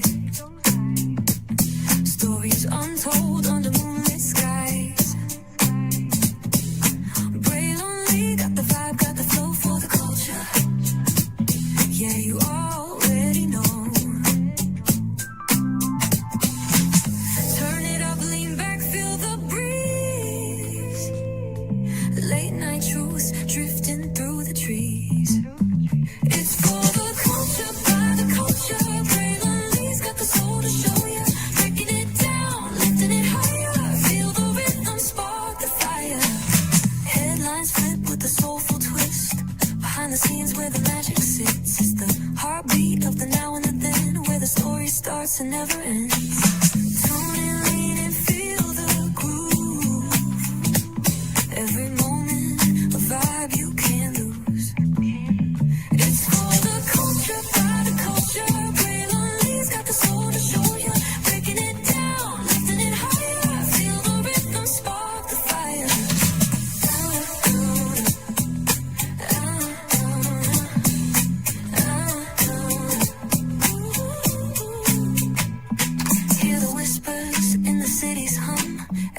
of stories where we're from. A beat, a step, a voice so clear. The pulse of us, it's all right here. We got soul, we got flavor. Every moment is a savior. Every experience is an overcomer. Turn it up, feel the glow, let the rhythm flow. Spotlight shining, we in the zone. This is the place where the culture's grown. Stories untold, now they're coming alive. Braylon Lee got the vibe tonight. One thing to know and two things for sure. Higher is waiting and lower is available. But either way, we gotta go on tour. It's Braylon Lee's virtual tour, where the culture makes its move. Feel the love, feel the truth. This is us, this is you. From the unknown, the unembraced and more. This show, this brand, and the possibilities of what can be is all here for you. I'm just a kid from the rock, trying to be a rock for people, trying to make it best they can to become. Being moved as a creator of power to lift up all of us, not just a selective few. For the culture, by the culture, here we be. Braylon Lee, bringing life to your screen. Feel the soul, feel the truth. We're free, trust and believe. It's entertainment, news done away with. Braylon Lee, spotlight sharp like a diamond shine. We see the stars, but the stories align. Deep in the soul where the heartbeats find. The pulse of the people redefining time. Just a pro tip, people have to earn the right to hear your story, but in addition to the people have to earn the responsibility to be a part of it. Just because we are not seen by everybody doesn't mean we are not being seen by who needs to see us. Noise equals attention and sound equals purpose. Anybody can be a creator, but it takes a somebody to be an artist.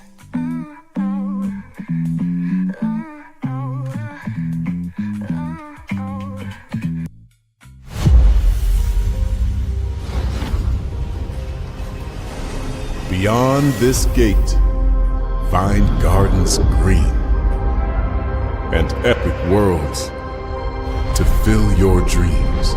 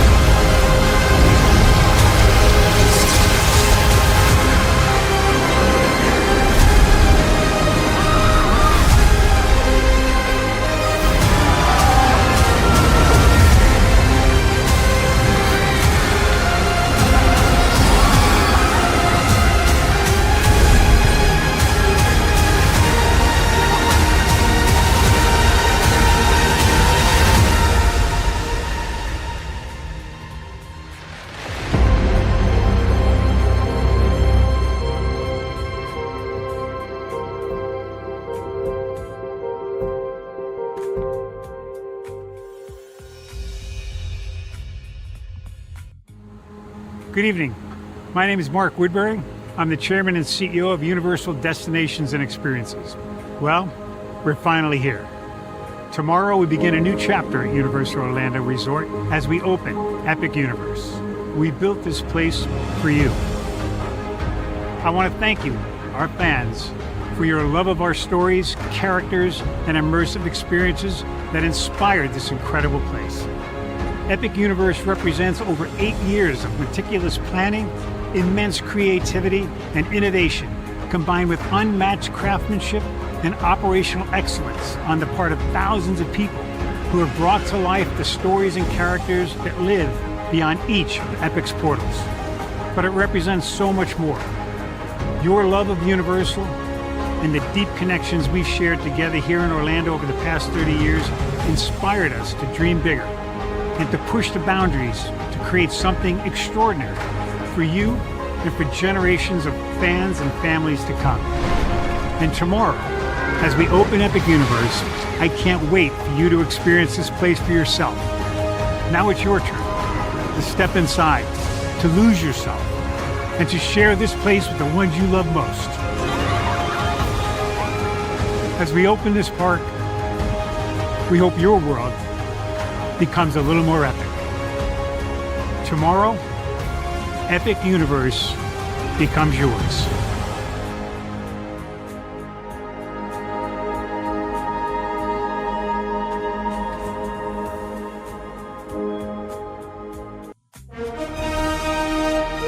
Prepare for a journey beyond imagination, beyond belief, beyond anything you've experienced before. Universal Epic Universe, a new theme park where you'll step through extraordinary portals to 5 immersive worlds. Prepare for a cosmic voyage of discovery, an isle of fire-breathing excitement, a shadowy world of monsters and mystery, new wonders in the wizarding world, and a new way to play. Plus the splendor of a magnificent resort hotel overlooking the park. It's all new excitement at Universal Orlando Resort. A week's worth of vacation thrills with 4 amazing theme parks, a variety of spectacular themed hotels, and incredible dining and entertainment. It's all at Universal Orlando Resort, where you'll find new adventures every day.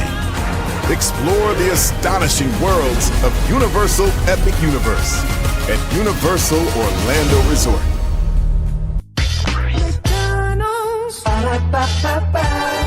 I'm loving it. And I'm loving you right back. Welcome back into Braylon's Virtual Tour Live. We are live on tour. We have the castle, just not Princess Peach's castle. Yes, indeed. Welcome back in. I'm glad to have all of you here. So with the movie now out, remind me if there's anything to come to Nintendo Land that you suggest or predict. Hello, Phil. I am Kamek, dearly beloved. Sire, your son is evil just like you, and I believe that he will be a great Koopa. I don't like that Braylon doing an impersonation of me. I am Kamek. There's only one. I need a Kamek meet and greet. I need a Kamek meet and greet. I need a Kamek meet and greet. I believe that Rosalina will be met, or a Rosalina meet and greet will be created. Also, I need one of the Lumas to be a meet and greet. Let's go, which was also Sandler. I see so many pathways. And you know what's funny? Remember when I did the attractions ideas? Actually, let me bring it up real quick. Give me a moment.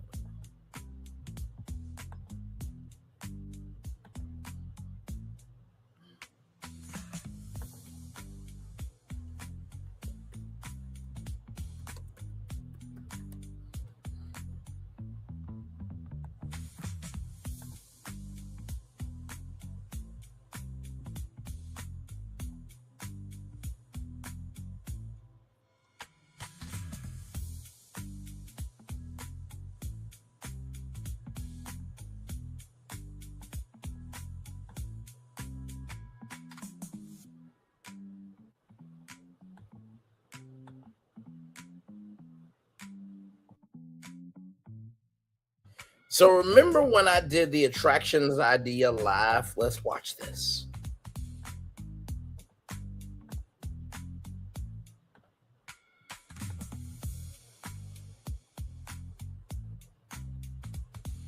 With the Super Mario Odyssey or the Super Mario Galaxy Jump Up Superstar launch tower, which it has a nice ring to it. You know, I mean, you have, you know, Atlantic there, you have Constellation Carousel, and you have Super Nintendo World. So actually, it would really be a way for people to experience Super Nintendo World if they don't have a theme park ticket into Super Nintendo World. You know what I mean? So. Mm-hmm. No, this right here is another. This will be another icon. This will be another.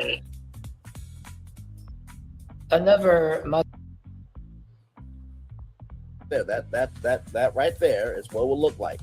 So you have the arm rides. So that was the Jump Up Superstar Super Mario Galaxy multi-level Galaxy Islands.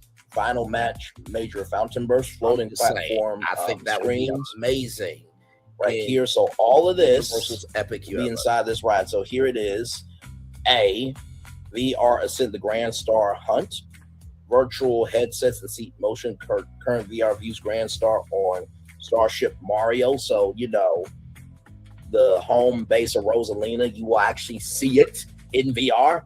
Then the drop sequence here. Cosmic Observatory Final Burst, Final Match Burst, majority appearance matched, Fountain Eruption, Final Drop posture to fast forward to Comet Observatory. That's B.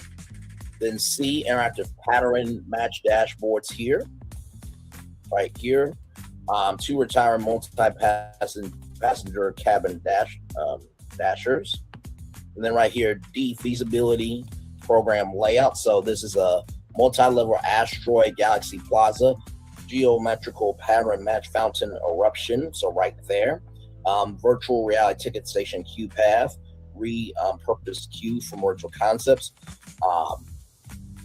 So Neo Hotel boundary buffer, and then multi-level asteroid galaxy plaza, and then 02 acre drop VR location right there. So this would be this ride right here with the golden superstar on top. Now, come on, who would not ride that?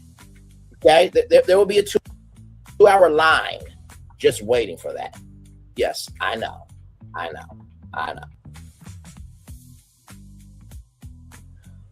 So listen, if you want to see this live, it is on the channel for free. Just look up attraction ideas. Let's talk.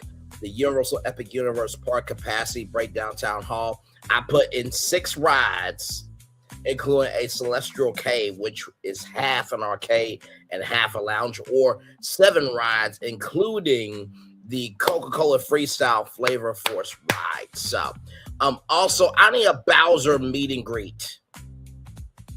And not to mention, too, how about a Bowser's Fury part of the park? Just saying. Okay, so we do have more for you all. Now, there was a guy named Doug Bowser who was the CEO of Nintendo. He recently stepped down. Give me a moment.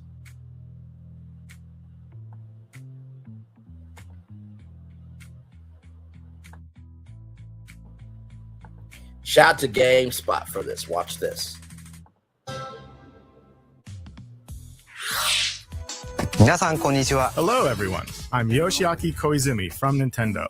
In this Nintendo Direct for E3 2019, we'll showcase a variety of games, many of them coming soon. But before we dig into the next game, there is someone I'd like to introduce first. Huh? What? What are you doing here?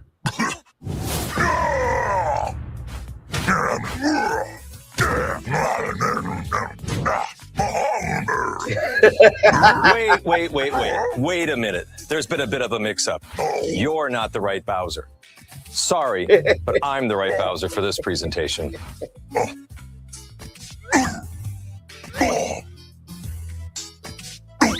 I love how Nintendo plays on themselves. Bowser is so Not this way. No, this way. Bye-bye. Maybe next time. Are you related? No, but we get that a lot. Well, let's get back to it. Please, take it away. That was Hi, everyone. I'm Doug Bowser from Nintendo of America, and I'm thrilled to join you for today's Nintendo Direct.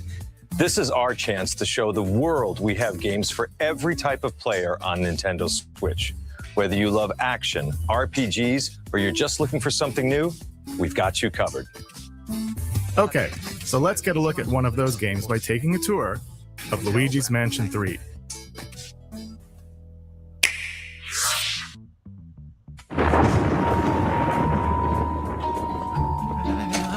Hello?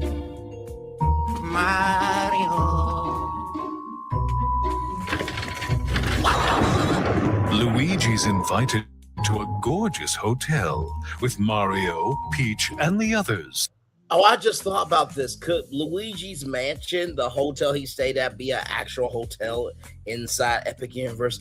Yes, yes, yes, and yes. Okay, so there is more that you guys need to know about. So we're going to watch this from Nintendo Land. Here we go.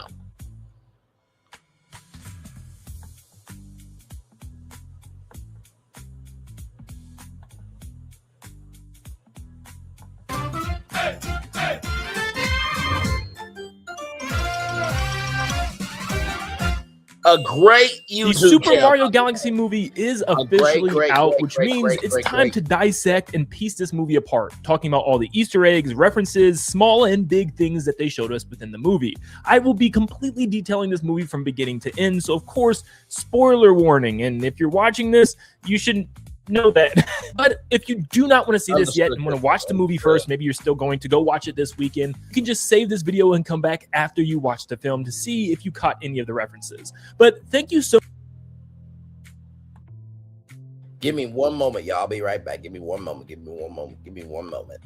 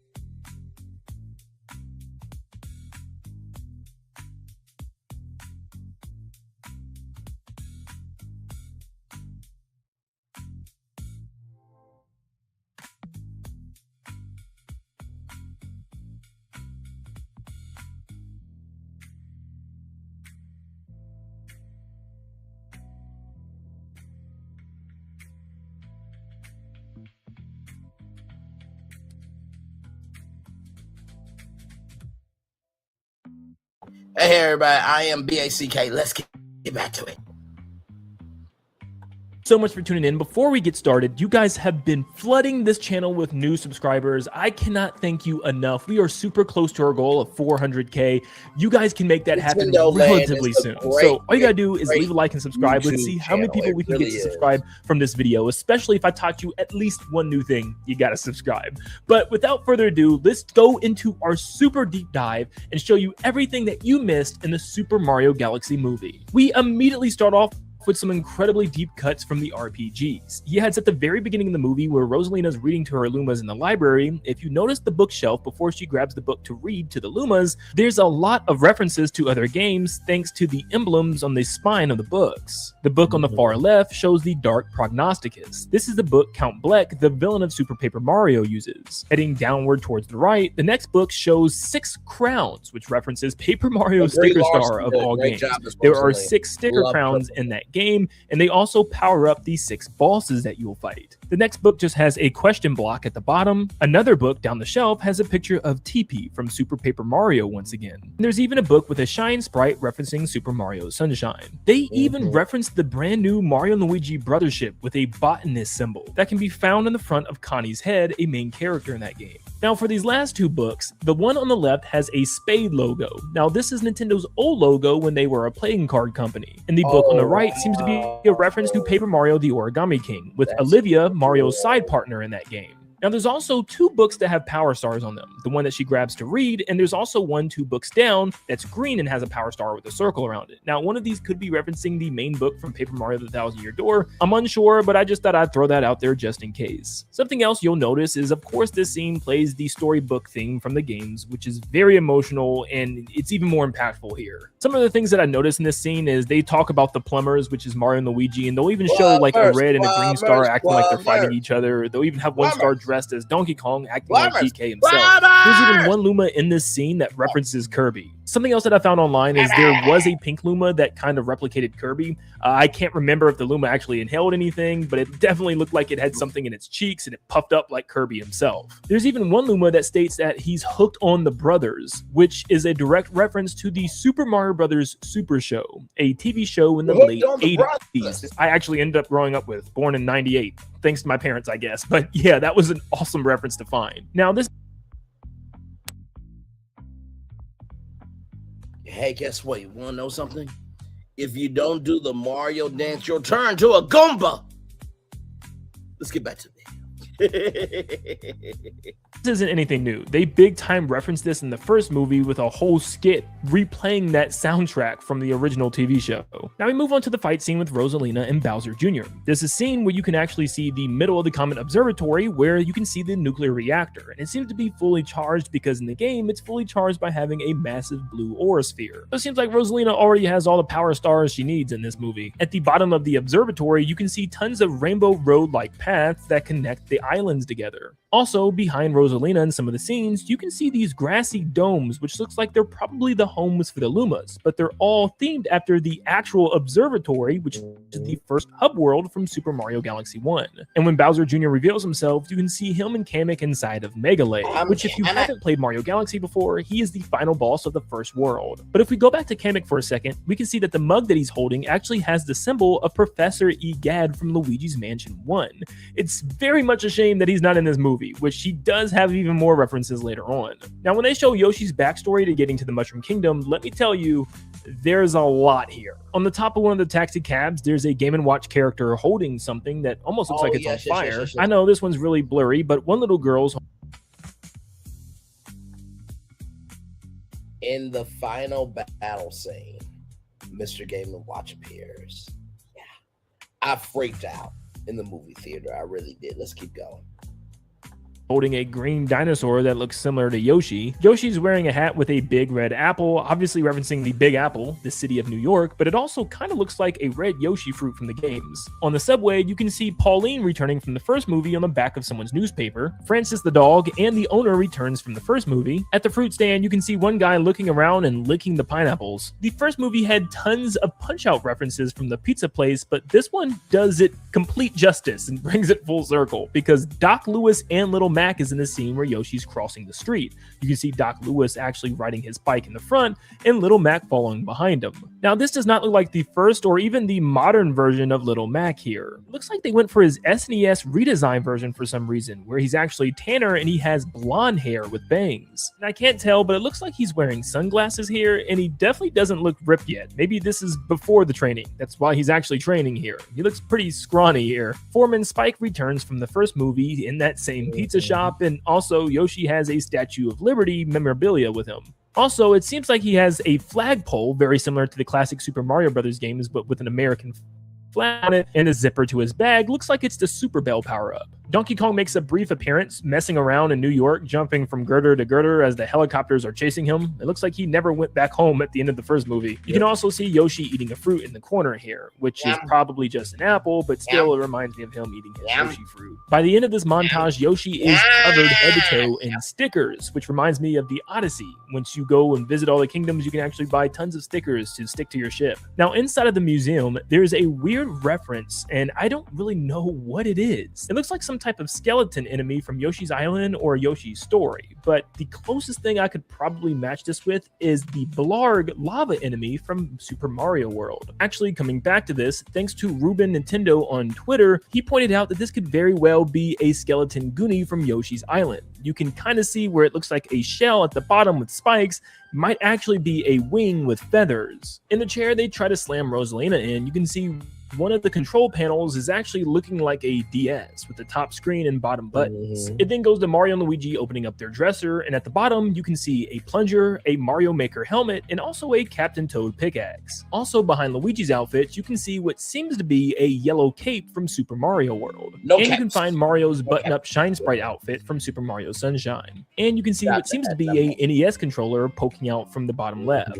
In the bedroom, you can see a tennis racket and a baseball underneath the dresser, even though Nintendo won't give us a freaking baseball game. In the back, you can see an Excite Bike calendar. You can see a lampshade with Mario Bros. 1 themed steps and some sort of space themed puzzle. With the TV, you can see the bros have been playing the NES, as you can see Excite Bike is in. Behind the TV is a picture that seems to be the Octopus game from Game & Watch. And on the back left wall, you can also see the polar bear from Ice Climbers. And there's something at the top right of the room that I can't make out. It almost looks like some sort of plane or a kite or maybe even a bow of some sorts, but like I said, I just can't tell from this distance. And with Luigi mocking Mario about being with Princess Peach, he sings a song that's Amore. Now, this could actually be a reference to Mario teaches typing of all things. I know, but one of the things that Mario will sing in the main menu is that very song. When the moon hits your eye like a big pizza pie, that's amore. That's amore. When amore. an eel lunges out and he takes a bite of your snout, that's amore. Get it? Amore eel? I say the funny. Bowser shows off one of his paintings, and it shows him punching.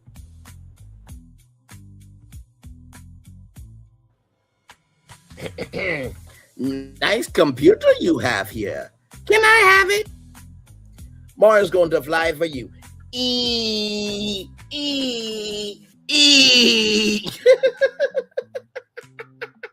Let's get back to the video.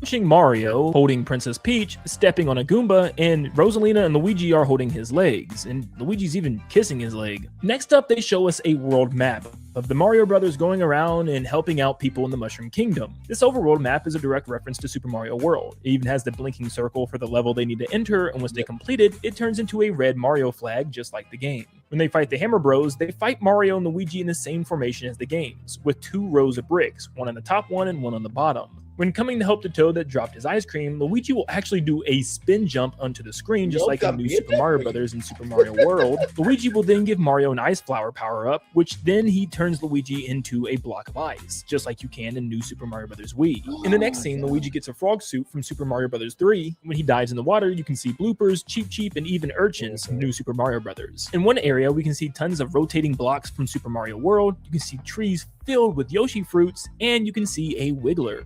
This next area seems to reference the supermassive galaxy from Super Mario Galaxy 2, even though this seems to be in the Mushroom Kingdom and not in space this time. And when they return the Blue Toad home, they return him to a fire flower bed. And also going back to when the crew first enters Toast Arena, the village from Super Mario Odyssey, you can see a Micro Goomba walking inside of a Dry Bones mouth. Bowser Jr.'s UFO picks up Peach's castle in the same way it does in the games, just this time without using airships and chains to rip it up, it just pulls it up via a tractor beam.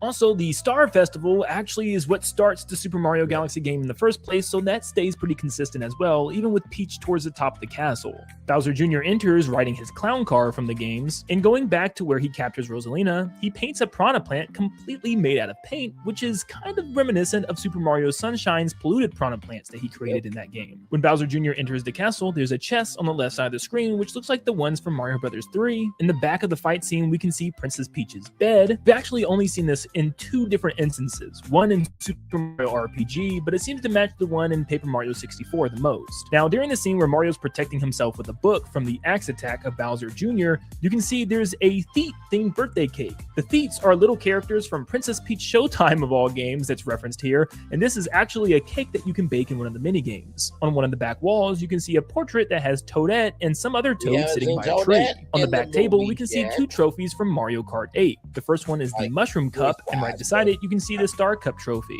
See, even Nintendo likes Mario Kart 8 more than Mario Kart World. As Peach and Toad fly into the galaxy, we can see a small planet with tons of star bunnies on it, kind of referencing the Gateway Galaxy at the very beginning of the game when you're chasing bunnies down. In this movie, the star bits are very tiny. You can see star bits circling the planet and also filled within the crystals, just like in the games where you have to break them out. Peach and Toad fly through the Drip Drop Galaxy, this time with no eel problem, and then they arrive at the Gateway Galaxy, which this time is turned into pretty much a giant space airport. And you can even see some of the stone spires that are still on the planet, just like in the original game. In the background, we can also see the giant metal ring covered in vines from Gusty Garden Galaxy. There's a couple things we get in this next scene. You can see a penguin with their bags just being blocks of ice, with their things just in the ice. And you can see it melt behind them everywhere they go. Just pay attention to the penguins when they walk. You can also see a Gearmos, a little robot from Super Mario Galaxy, and also a Whittle, a little wooden creature from Mario Galaxy 2. Piantas and Pianta children are here from Super Mario Sunshine. And once again, here's a penguin with a suitcase, which is just an ice block with wheels, and you can even see what looks like to be one of the seeds from Super Mario Odyssey in there. The snails, which are the Bublanians from Super Mario Odyssey's Seaside Kingdom, are here, and Monty Moles make their debut in this movie as well. You can even see the rubbery bulb stretch plants in the background here as well, which appear in Super Mario Galaxy. You'll spin into them and they'll fling in the opposite direction before flinging back at you. This could very well be a reach here, but this Wall-E-looking robot on the sign reminds me of Direct Eye, the mini robot companion that you could let free in Star Fox Zero in order to explore hidden crannies in walls and buildings. Ukiki the monkey gets his debut here from Yoshi's Island. He also steals things like he does from Mario's hat in Mario 64, and conch doors from Mario 3D World are in this movie as well. Peach and Toad get their backpack taken from the Ukiki monkey, and they go to the lower levels of the planet. It kind of reminds me of the Coruscant underworld from Star Wars. But we get a ton of enemies shown off here, and I'm not going to show pictures of everyone. If you don't know what they are, you can always just look them up and see how they look in their in-game counterpart. But you got Koopa Troopas, Piranha Plants, Chargin' Chucks, Shy Guys, Sniffets, Octo Guys, Octoombas, Sledge Bros, a Bob-omb, Buzzy Beetles, Coin Coffers, Spinies, Hammer Bros, and even a Spike. Now, Peach enters this world through a secret screen in the back. Now, this is referencing the Minus World from Super Mario Bros. 1, where you could glitch through a wall and it would take you to a secret yet bugged version of a water level, which will say you're on world -1. Now, this bar's logo seems to be the rotten mushroom from Mario Maker 2. Back to the enemy scene, the Chargin' Chuck actually has a star bunny trapped in the cage, which is actually a Luma, so I'm surprised that Rosalina hasn't found it yet.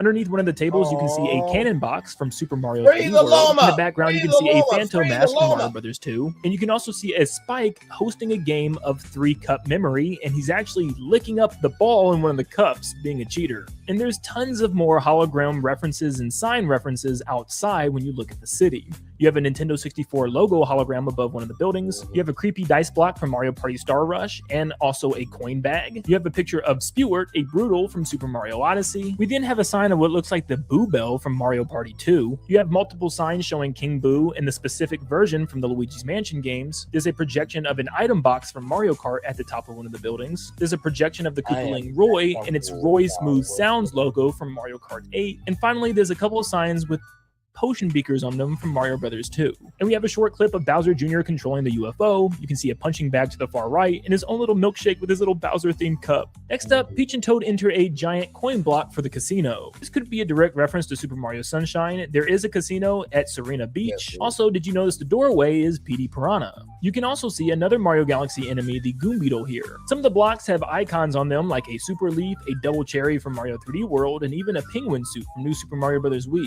You can also see a 1-Up mushroom and a boomerang flower, and you can see a block with a Yoshi egg on the screen and also a super bell. Also, there's tons of coin blocks scattered all over this place. Here we get introduced to some Super Mario Bros. 2 characters, or technically bosses, that is, because this is Mouser, one of the bosses from the games that throws bombs. Birdo is here, but we don't need any further explanation for her. And Birdo fights Peach the same way she does in the game, by spitting eggs at her. And King Wart is here, the main villain from Mario Bros. 2. He even belches bubbles like he does in his boss battle, and the way Peach defeats him is putting a turnip in his mouth, the same way you had to defeat him in the game. You can see a table where some characters are playing cards. The Goomba is holding his cards in his mouth while trying to look at them, and the Shy Guy beside him is hiding a card in his mask. You can also see him hiding a bunch of chips underneath the table as well. We also get a couple more Mario Bros. 2 characters, like another boss being Claw Grip from that game, and also Peach has to fight off a bunch of ninjas. Toad gets the penguin power-up from New Super Mario Bros. Wii, which allows him to kind of slide around the whole area on his belly, and above the bank areas, you can see these giant crystallized statues of piranha plants, and they look like they're pulled directly from Super Mario Bros. Wonder.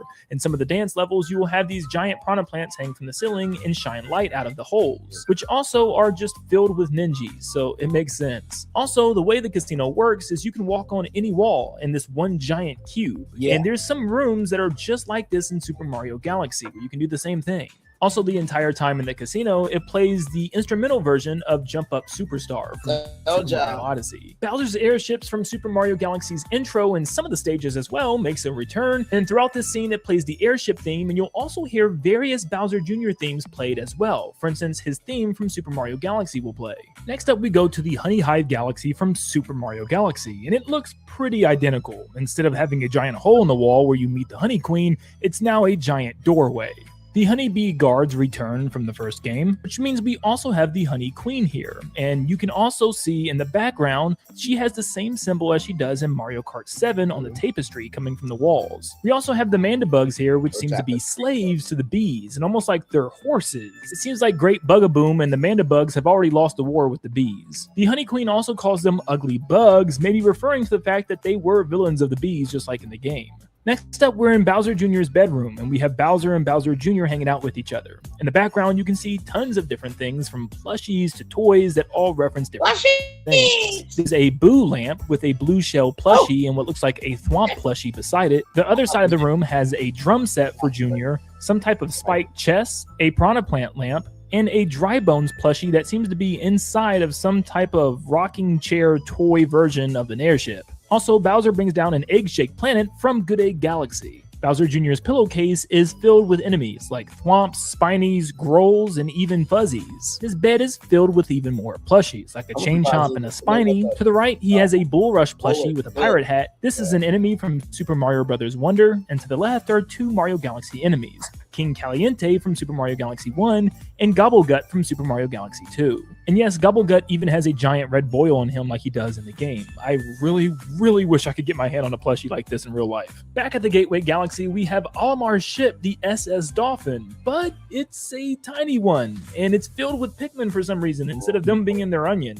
Not sure what's going on here. I guess technically Olimar is tiny, but where the heck is Olimar at? We of course have Fox and the R-Wing here, his ship, and they even give us a little 2D animated cutscene of Fox and his entire crew, Slippy Toad, Peppy Hare, and Falco Lombardi. And yes, their big ship, the Great Fox, is here too. There's even a scene of Fox and his crew fighting a fleet of attack carriers from Star Fox 64, which is one of the first bosses in that game. There's also a glowing red planet beneath them, which looks like it could be the planet Solar. They even show an intermission of Slippy Toad coming in saying, "Hey, what's the big idea?" which seems to be a literal screen grab from Star Fox 64. And we can put the theory to rest that Star Fox and the crew all have metal feet. That is not the case, it's just boots, Toad confirms. And of course, this whole time, Fox's theme song plays. When Fox is piloting the R-Wing, he does tons of moves that you can do in the game. For instance, he does the barrel roll multiple times in this movie, and he even does a hard U-turn to go back to the mothership. His lock on target and his laser beam sound are the exact same from the game, and he even fights the giant mothership by shooting the cannons underneath, which is the exact same thing that happens in Star Fox 64. On the planet Katina, you have to fight a giant mothership and help the Husky unit led by Bill in order to defeat it. And to take out the mothership, you have to take out the 4 hatches at the bottom. So do you see what I mean by there are fans who really just love Nintendo just because they love it? And to all the critics, including Grace from Beyond the Trailer, who should not have a job in the world of media, you can take your opinion over.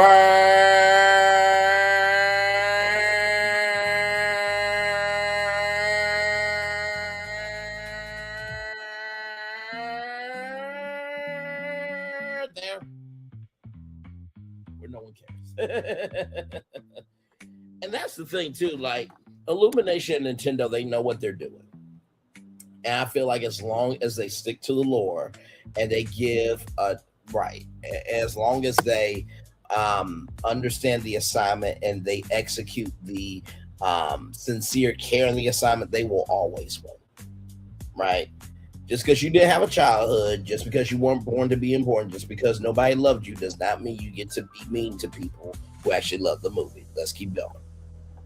So the fact that there's literally 2 games with a mothership of Mario Galaxy 1 and Star Fox 64, this was a perfect way to include him in this movie. Bowser Jr. then opens up a wall filled with weapons, and oh boy, there's a lot. Going from left to right, we have a mace and 2 axes, followed by Flood from Super Mario Sunshine. Yes. It looks like he's been robbing Egad of mugs, paintbrushes, and now that's even why Flood. I says You can find 3 Bowser bombs along with Lemmy's bomb, one of the coolest. The center section gives us 2 NES zappers, one blue and one red, maybe themed after the red and blue Joy-Con. We also have the SNES Super Scope, which Bowser Jr. is going to use. We have a boomerang, which looks like the one from The Legend of Zelda. By the way, do y'all see that red hammer? That is from Donkey Kong. That was in the Illumination introduction. The Illumination.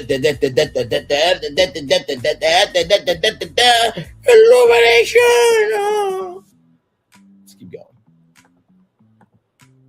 However, it could just be one from a boomerang, bro. In fact, we have another blue boomerang, which definitely is that type of boomerang. We also have 2 hammers, and one of them looks like it could belong to Morton the Koopaling. Let me go back to something here. Bowser plushies. Be nice if there isn't in the store already include a Bowser Jr. plushie. And yes, Bowser Jr. is in Super Nintendo World. You have to do so many challenges in order to see him. But let me go back to something here, right? Do you remember when I said if Al Delfino came to Toon Lagoon, right, and Super Mario Sunshine? Listen. I just say things out my mouth, okay? I just say things out my mouth. Okay? All right, so Super Mario Sunshine is the next movie. Al Delfino will come to Islands of Adventure, okay? Zelda will be at Islands of Adventure as well. The Rainbow Road roller coaster should replace Fast and Furious. New Donk City Town Hall indoor experience with Pokemon included. Pikachu powering New Donk City, and then Super Nintendo World at Epic Universe. Let's continue. Roll it. We have a red cannon box from Mario 3D World, and believe it or not, we also have the Poltergust 5000, which is the Poltergust vacuum from the second Luigi's Mansion. As a side note, I just thought about something. Come here.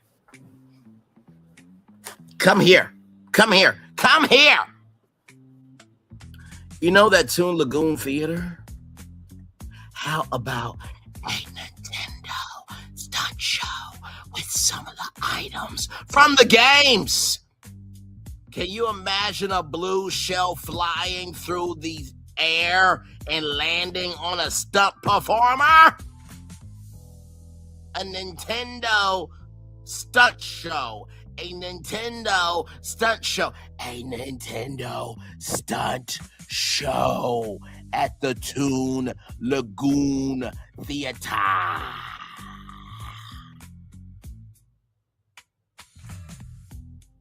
Universal, get on that immediately, on the double. Please and thank you.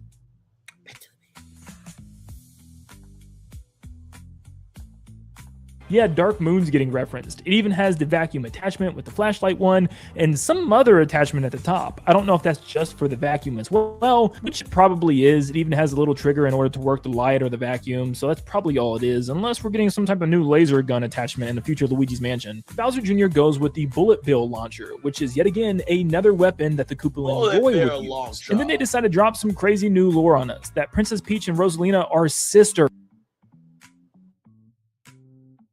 Okay.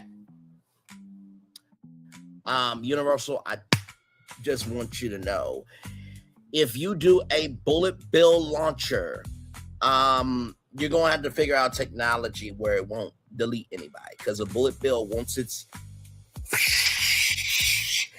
going to explode. So I don't know how they'll be able to pull off a Bullet Bill launcher and Bullet Bills and Nintendo stunt show, but that would be cool to see. Maybe it could be done digitally through the digital screens, and then, from the digital world into the physical world. Oh, lights, motors, Nintendo Extreme Stunt Show. Lights, motors, Nintendo Extreme Stunt Show. Lights, motors, Nintendo Extreme Stunt Show. Yes, I took the Disney attraction, bro, over to Universal. Moving on. Yeah, that's not a thing in the game. So if you're questioning yourself and questioning what you've ever known, yeah, so am I. Next up, we see Bowser Land, which is a direct reference to Mario 3D World. There are tons of rides. Questioning what you've ever known, yeah, so am I. Next up, we see Bowser Land. Could Bowser Land be a future park? I did say a Bowser's Fury Land, didn't I? That could be a roller coaster. Roll it on! Back to the video.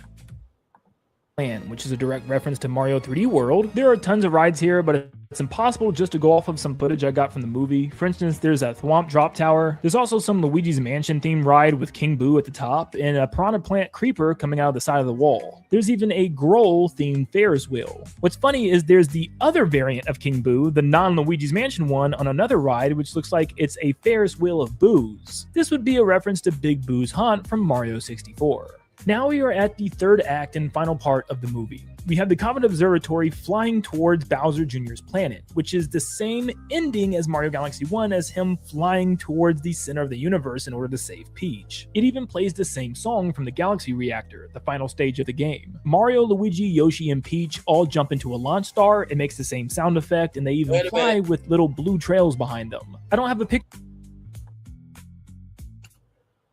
Okay. Another thing, just thought about this, Universal. You know how, for example, there was like the Black Panther film live with an orchestra? How about a Nintendo orchestra concert from Toon Lagoon?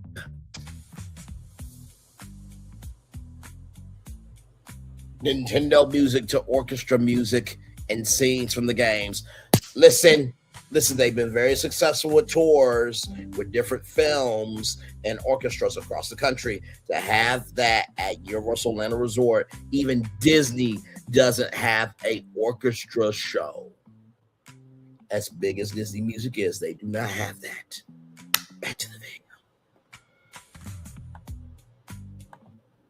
Picture of it, but in one of these scenes you can also see the pill-shaped planet from Good Egg Galaxy, and also from the Good Egg Galaxy you can see the peanut-shaped planet that even has the little paths in it just like the game does. They will even fly through the lava planet from Freeze Flame Galaxy. When Bowser Jr. traps Mario and Peach in the gauntlet, he talks to them through a message block from Mario World. What's weird about this scene is Bowser Jr. is watching them on a screen. Mario and Peach are in 8-bit sprites, referencing Mario Bros. 1. But the world around them is referencing Mario World with 16-bit. And in this scene, he's controlling what's happening down in the pit below, kind of like Mario Maker, just slapping blocks and objects everywhere. And he's doing this on a control panel as if he's playing a video game. It has a joystick and tons of buttons. The buttons on the right are color-coded to the Super Nintendo controller, being red, blue, green, and yellow. Down in the gauntlet, you'll see lots of obstacles themed after Mario World, like giant...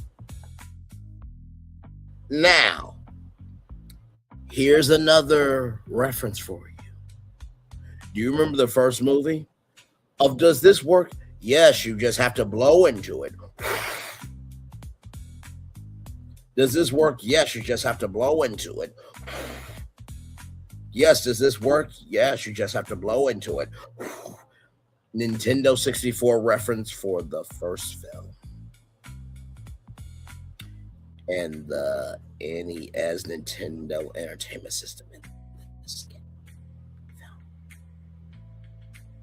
We do have the Wii U and the Wii that have not been referenced yet. Then you got to think about Game Boy. Then you got to think about Game Boy Advance, right? Then you got to think about Game Boy Color. Then you got to think about Game Boy Micro. Then you got to think about the Nintendo DS system. Then you got to think about the Nintendo 3DS system.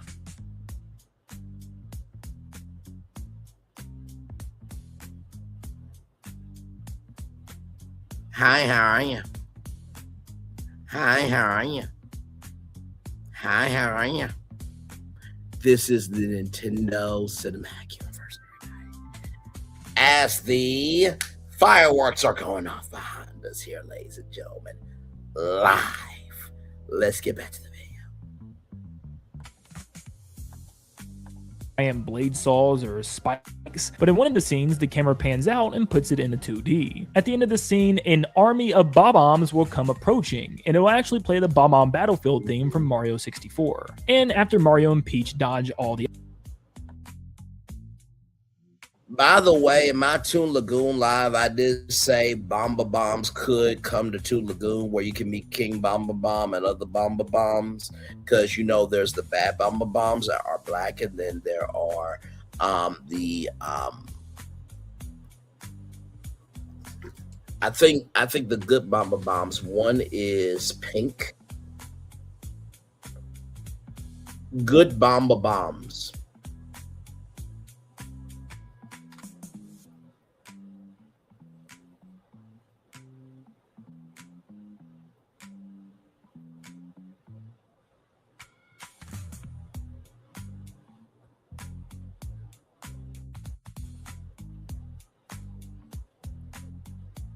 I believe so. Let me see.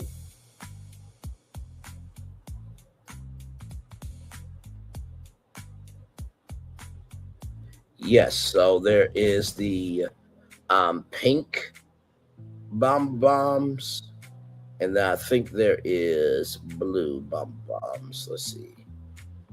Pink and blue Bomb Super Mario 64.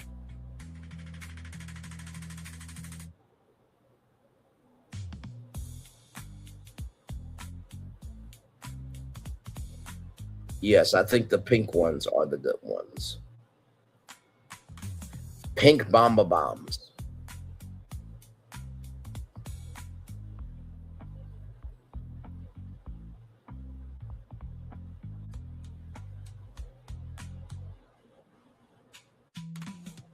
Hang on, wait a minute. I'm just trying to make sure something. Give me a moment, everybody. Please, thank you.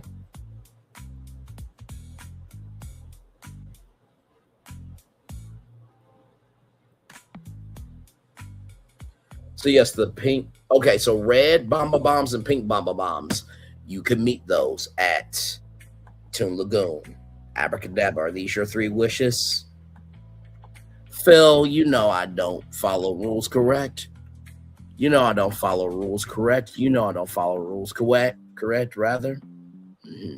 Let's keep going. But yeah, those are my first 3 wishes. The obstacles, it will play the flagpole victory theme at the end of a level in Mario Bros. 1. Mario and Peach then face off 2D. At the end of the scene, an army of Bob-ombs will come approaching, and it will actually play the Bob-omb Battlefield theme from Mario 64. And after Mario and Peach dodge all the obstacles, it will play the flagpole victory theme at the end of a level in Mario Bros. 1. Mario and Peach then face off against Bowser on a giant drawbridge. Now this is a direct reference to the Bowser fights against the very first Mario game, Mario Bros. 1, where you have to get to the other side and grab the axe in order to cut the drawbridge. And that's exactly what Mario does, dropping Bowser into the lava down below. Then Bowser crawls out of the lava as Dry Bowser, coming from New Super Mario Bros. DS. And then Bowser Jr. transforms into a Fury Bowser variant from Mario 3D World mask that was on his chest. And now we have the final fight. Mario does a spin jump, also like Luigi did at the very beginning of this video, and Yoshi throws an egg at Bowser like he does in Yoshi's Island. The 3 then use power-up transformation. By the way, the jumps, those are in the movie as well, from Yoshi. From Yoshi is in the movie. Let's go. to fight Bowser and Bowser Jr. Mario gets the drill mushroom from Super Mario Wonder, and Luigi and Yoshi both get Mario Galaxy 2 power-ups, with Luigi getting the Cloud Flower and Yoshi getting the Blimp Fruit. They all obviously use their abilities the way they do in-game, even Mario looking the exact same, having his feet in the drill when he goes underground. Luigi then steals the paintbrush and creates Mr. Game & Watch, and he has pretty much the same moveset as he does in Smash Brothers. He uses the parachute or his up B in order to get around Bowser, he even does his cartwheel shield roll around him, and finishes him off with his hammer, which is normally his down smash. I kind of wish it was his 9 hammer because that would have been so crazy, but I guess it's technically the same thing. But in the game, his down smash buries opponents, and it's kind of what he's doing to Bowser here. Bowser Jr. then paints a giant dragon, which is the Lord of Lightning boss from Super Mario Odyssey. Mario then gets the red star from Super Mario Galaxy, which is obtained after completing the 100 purple coins mission at the Gateway Galaxy, which then turns him into his red star suit.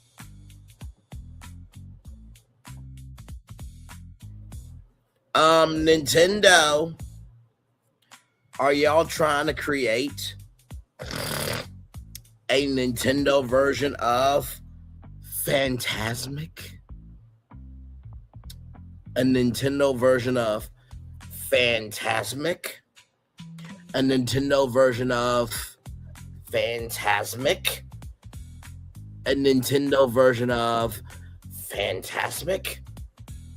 A Nintendo version of Phantasmic? One more time. A Nintendo version of Phantasmic? Moving on. Paints a giant dragon, which is the Lord of Lightning boss from Super Mario Odyssey. Mario then gets the red star from Super Mario Galaxy, which is obtained after completing the 100 purple coins mission at the Gateway Galaxy, which then turns him into his red star suit, allowing him to freely fly and have a red trail behind him. He then finishes off the dragon with one final Mario Galaxy spin. Now, Peach breaks out Rosalina from her spherical cage, which is also something we've seen in the Mario Galaxy games. Something else I'll add is that during the Bowser Jr. and Dry Bowser fight, you'll hear motifs of the Mario 64 Road to Bowser theme. At the end of the movie, we have Mario getting a cape feather from Mario World and using it to fly up to the top of the castle and plant a flag up there. He actually has his signature run before he takes off as well. And Yoshi is sitting at the top of the castle, which could be a reference to the 100% completion reward from Mario 64, where he's just standing up there. The credits do give us a couple more planets from Mario Galaxy, like the Question Block planet from Gusty Garden and the Cone planet from Spin Dig Galaxy. There's a bunch of other planets as well, some that we've already talked about, like the Pill planet and even the Peanut one,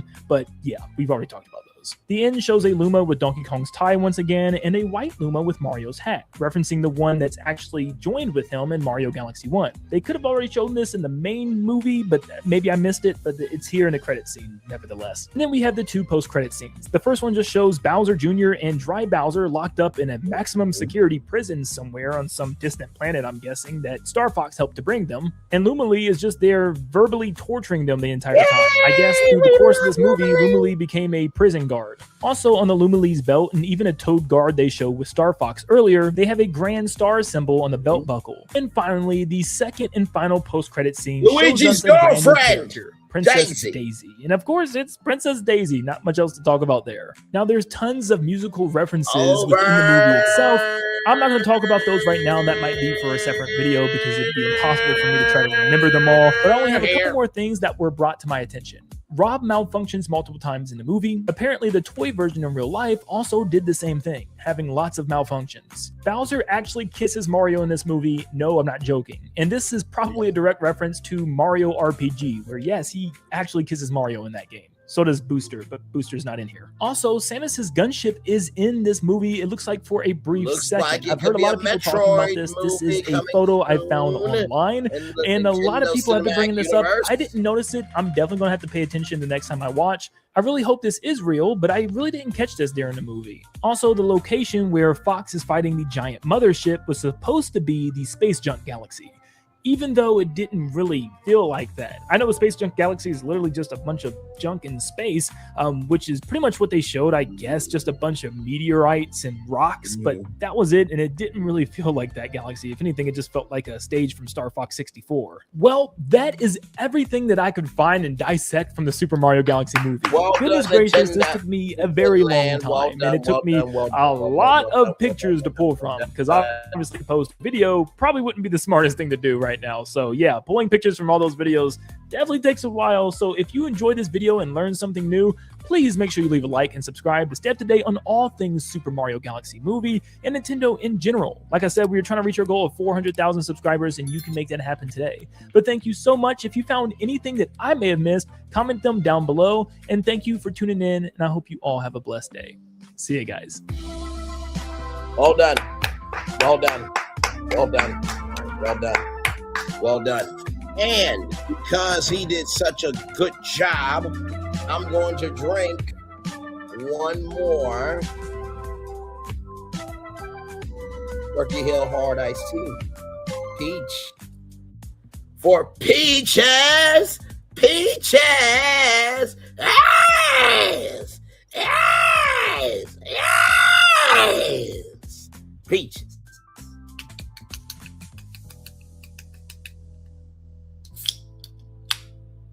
Cheers!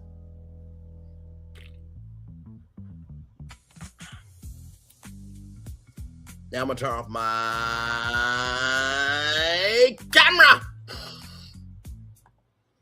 Fantastic Nintendo early concepts are delivered to you. Thank you, good sir.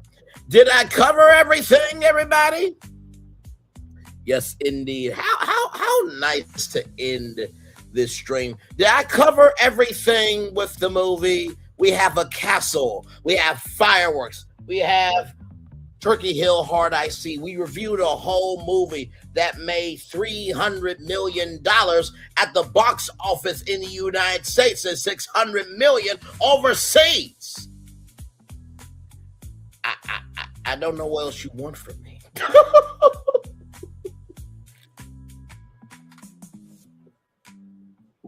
Y'all listen. Everybody has the right to free speech, but that doesn't mean you have the right to be freely idiotic in how you move in the world, right? You have the right to free speech, but that does not mean you have the right to be freely idiotic. Just because you have the right to free speech doesn't mean you have the freedom to move idiotically.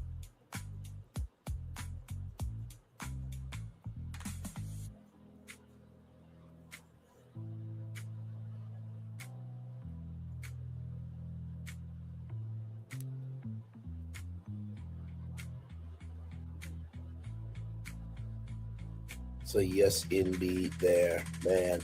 What a fun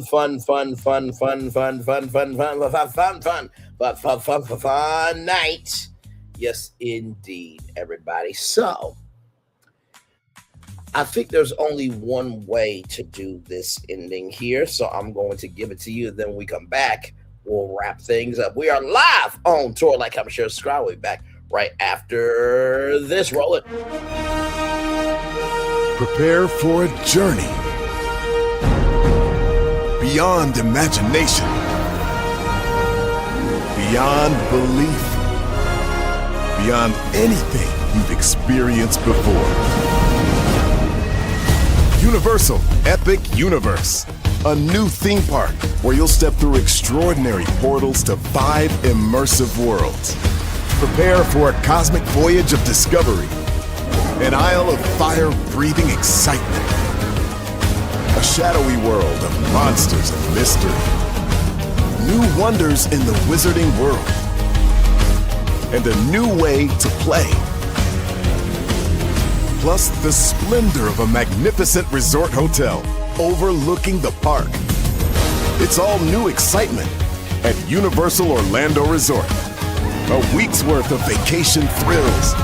With 4 amazing theme parks, a variety of spectacular themed hotels, and incredible dining and entertainment. It's all at Universal Orlando Resort, where you'll find new adventures every day. Explore the astonishing worlds of Universal Epic Universe at Universal Orlando Resort. I think that's the end of our show, everybody. Let me bring up the Daily Motivator, and then we'll head on out here. Give me a moment, everybody.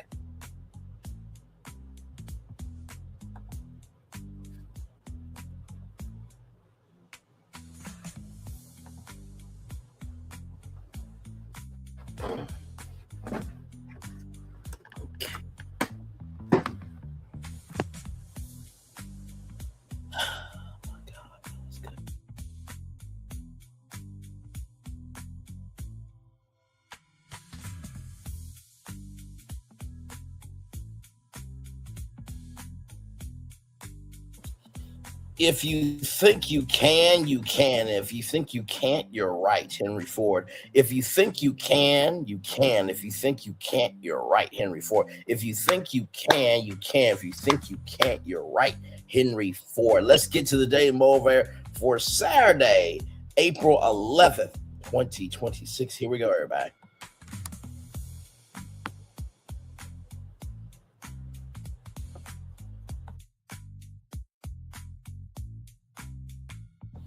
Beyond the numbers, what can be measured can be controlled, adjusted, expanded upon, and that's all important. Yet many of the best aspects of life cannot be measured. Quantification demands attention, often prescribes specific action. Though there is certainly significance in the numbers, there's also much meaning beyond them. Life's goodness and true richness can never be reduced to cells on a spreadsheet. Attempting to do so is sure to lead to disenchantment and regret. Pay attention to the numbers, give them their due, make strategic use of them, but do not let them rule your life. Let's continue.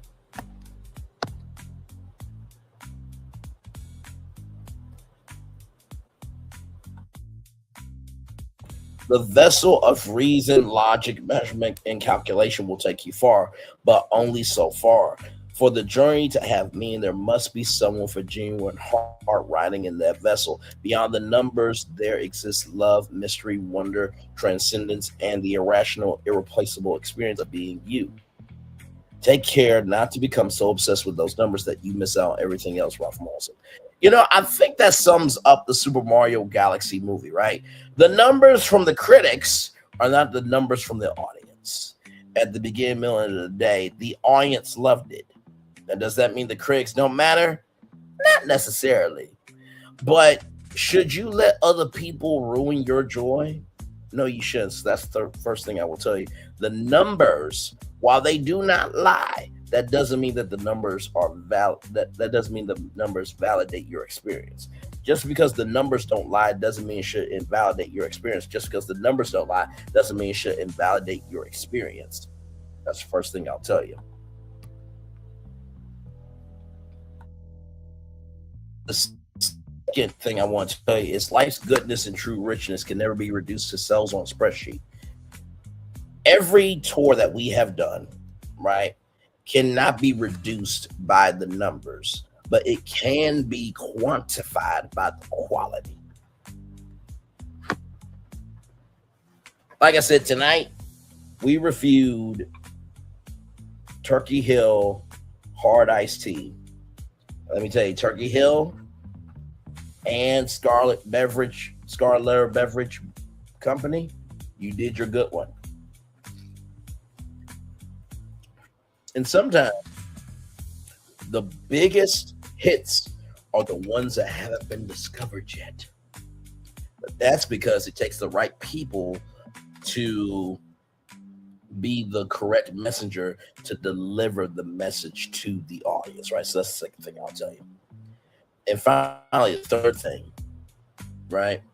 Yet many of the best aspects of life cannot be measured. Some of you are measuring life so much that you're missing out on it. Some of you are measuring life so much that you're missing out on it. Some of you are measuring out life so much that you're missing out on it.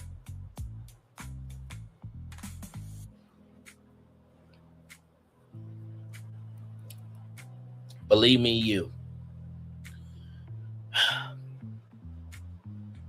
as long as you focus on laying down the correct foundation, and as long as you take care of what you built on that foundation, you will always be successful. Let me say that 2 more times to you.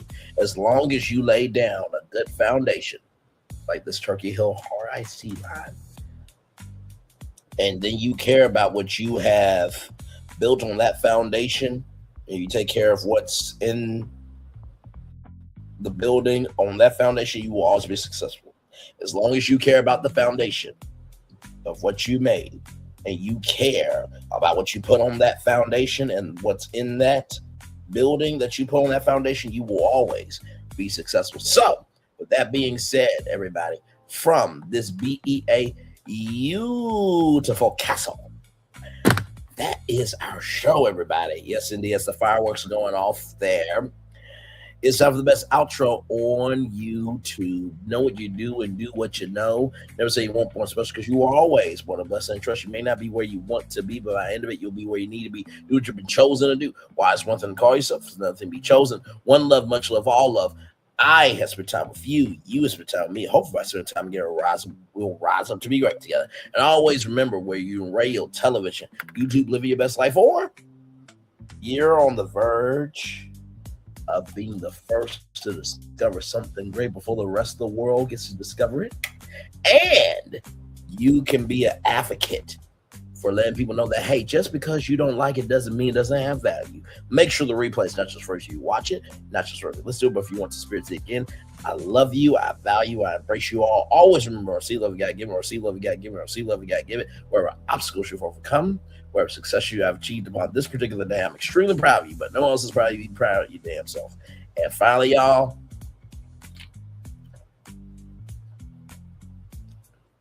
you know what makes a great beverage?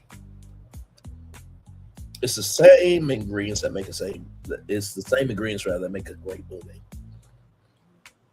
It has a great foundation. This is made with real tea. Super Mario Brothers movie, the foundation was the video games.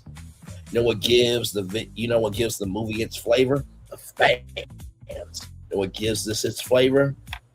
The right ingredients, where it tastes good enough to drink, but it's also more than enough pleasant that you want more of it. But finally, the third thing that makes a Super Mario Galaxy movie, that movie, is because it did its job. Not everything has to be grand. Sometimes the best things in life are just meeting you where you are. Just like Turkey Hill Hard Iced Tea. It may not be known to everybody, but it does its job well. Tastes good. You feel good from drinking it. And guess what? It's comforting. Just like the Super Mario Galaxy movie. Cheers to all the peaches ass lovers that like big girls. Yes, indeed. Peaches is the big girls' national anthem, international anthem, and intergalactic anthem. And Turkey Hill Hard Iced Tea Peach is the official drink of all the peaches ass lovers. And yes, this show was sponsored by Turkey Hill and Scarlet Letter Beverage Company. Thank y'all for the pack. One more thing I gotta show y'all real quick. Give me a moment. Because this is how real I am with my virtual travelers, my virtual tour family. Hang on, my virtual tour family, my virtual tours, and what do I always say? The legendary what do I always say in the words of legendary Alpha MC, the virtual travels, the virtual tours, the virtual tour family. That's what it is. Give me a moment.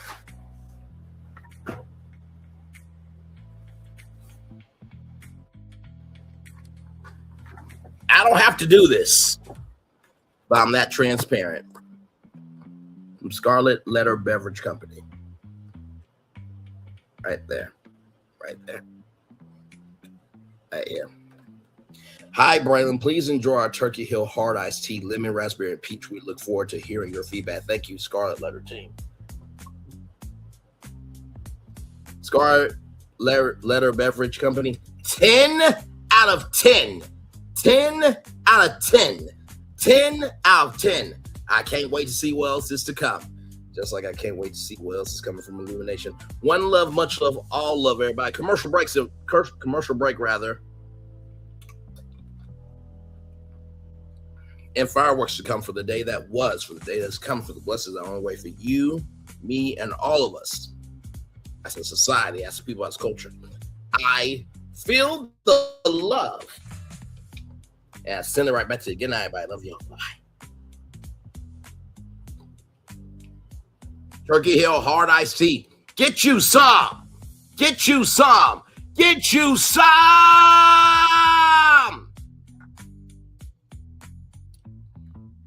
If you need something to eat with, get you a Super Mario Galaxy movie popcorn bucket. If you can't get the Yoshi bucket from AMC, this is a good bucket. Just like this. It's a good drink to drink. Cheers, everybody. Love you all. Have a wonderful weekend. Much love. Bye-bye, everybody. Turkey Hill Hard Iced Tea. Turkey Hill Hard Iced Tea. Turkey Hill Hard Iced Tea. Love y'all. Bye.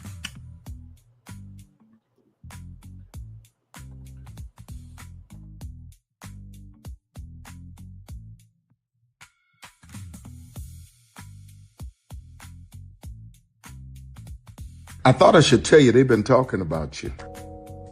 Yeah, they've been talking about you.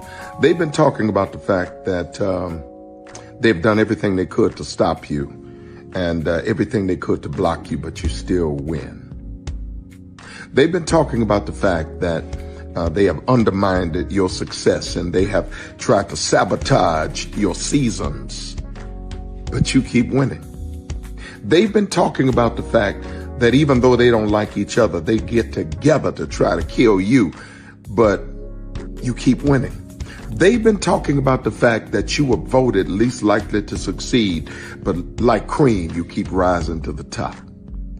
They've been talking about how they tried to burn your world down, but like the phoenix, you rose from the ashes. They've been talking about you. And you know what they say?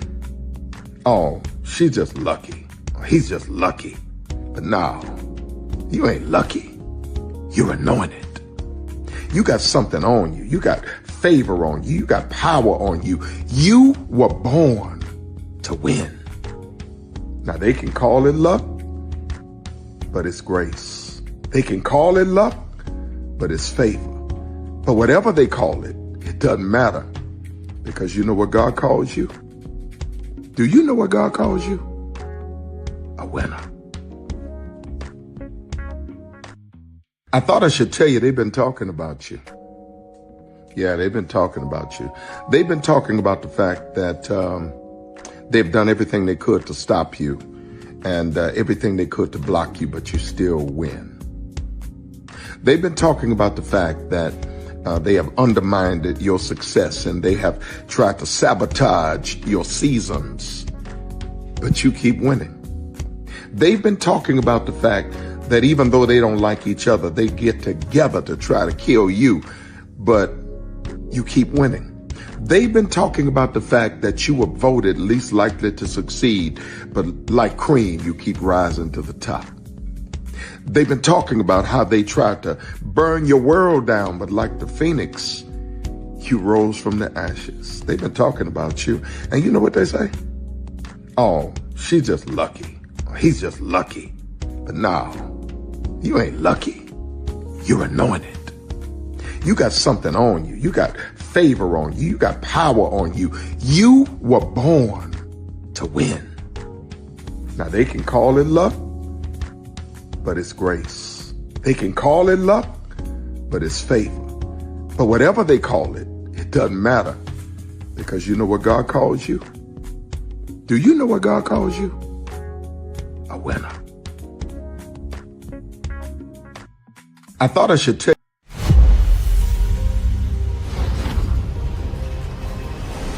Beyond this gate, find gardens green and epic worlds to fill your dreams.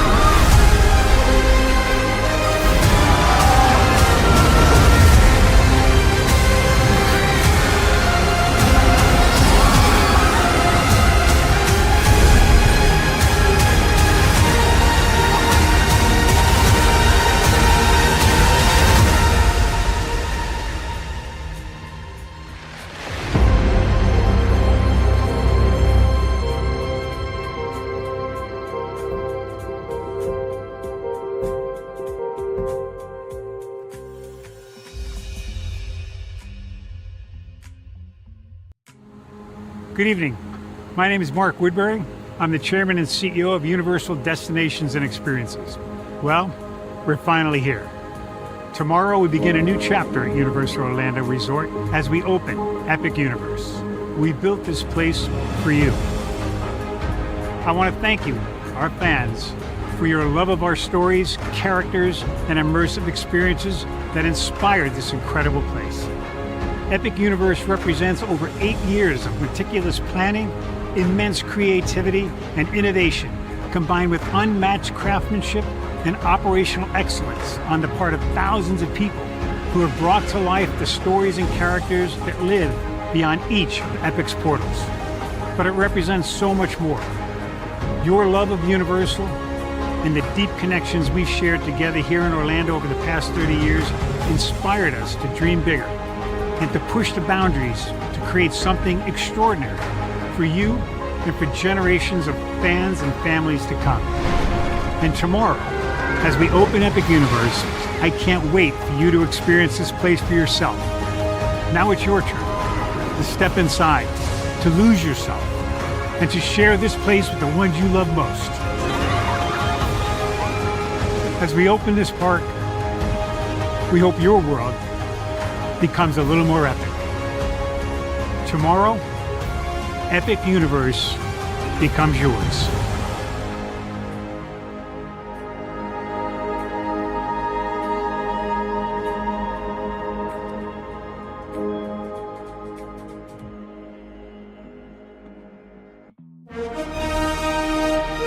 Prepare for a journey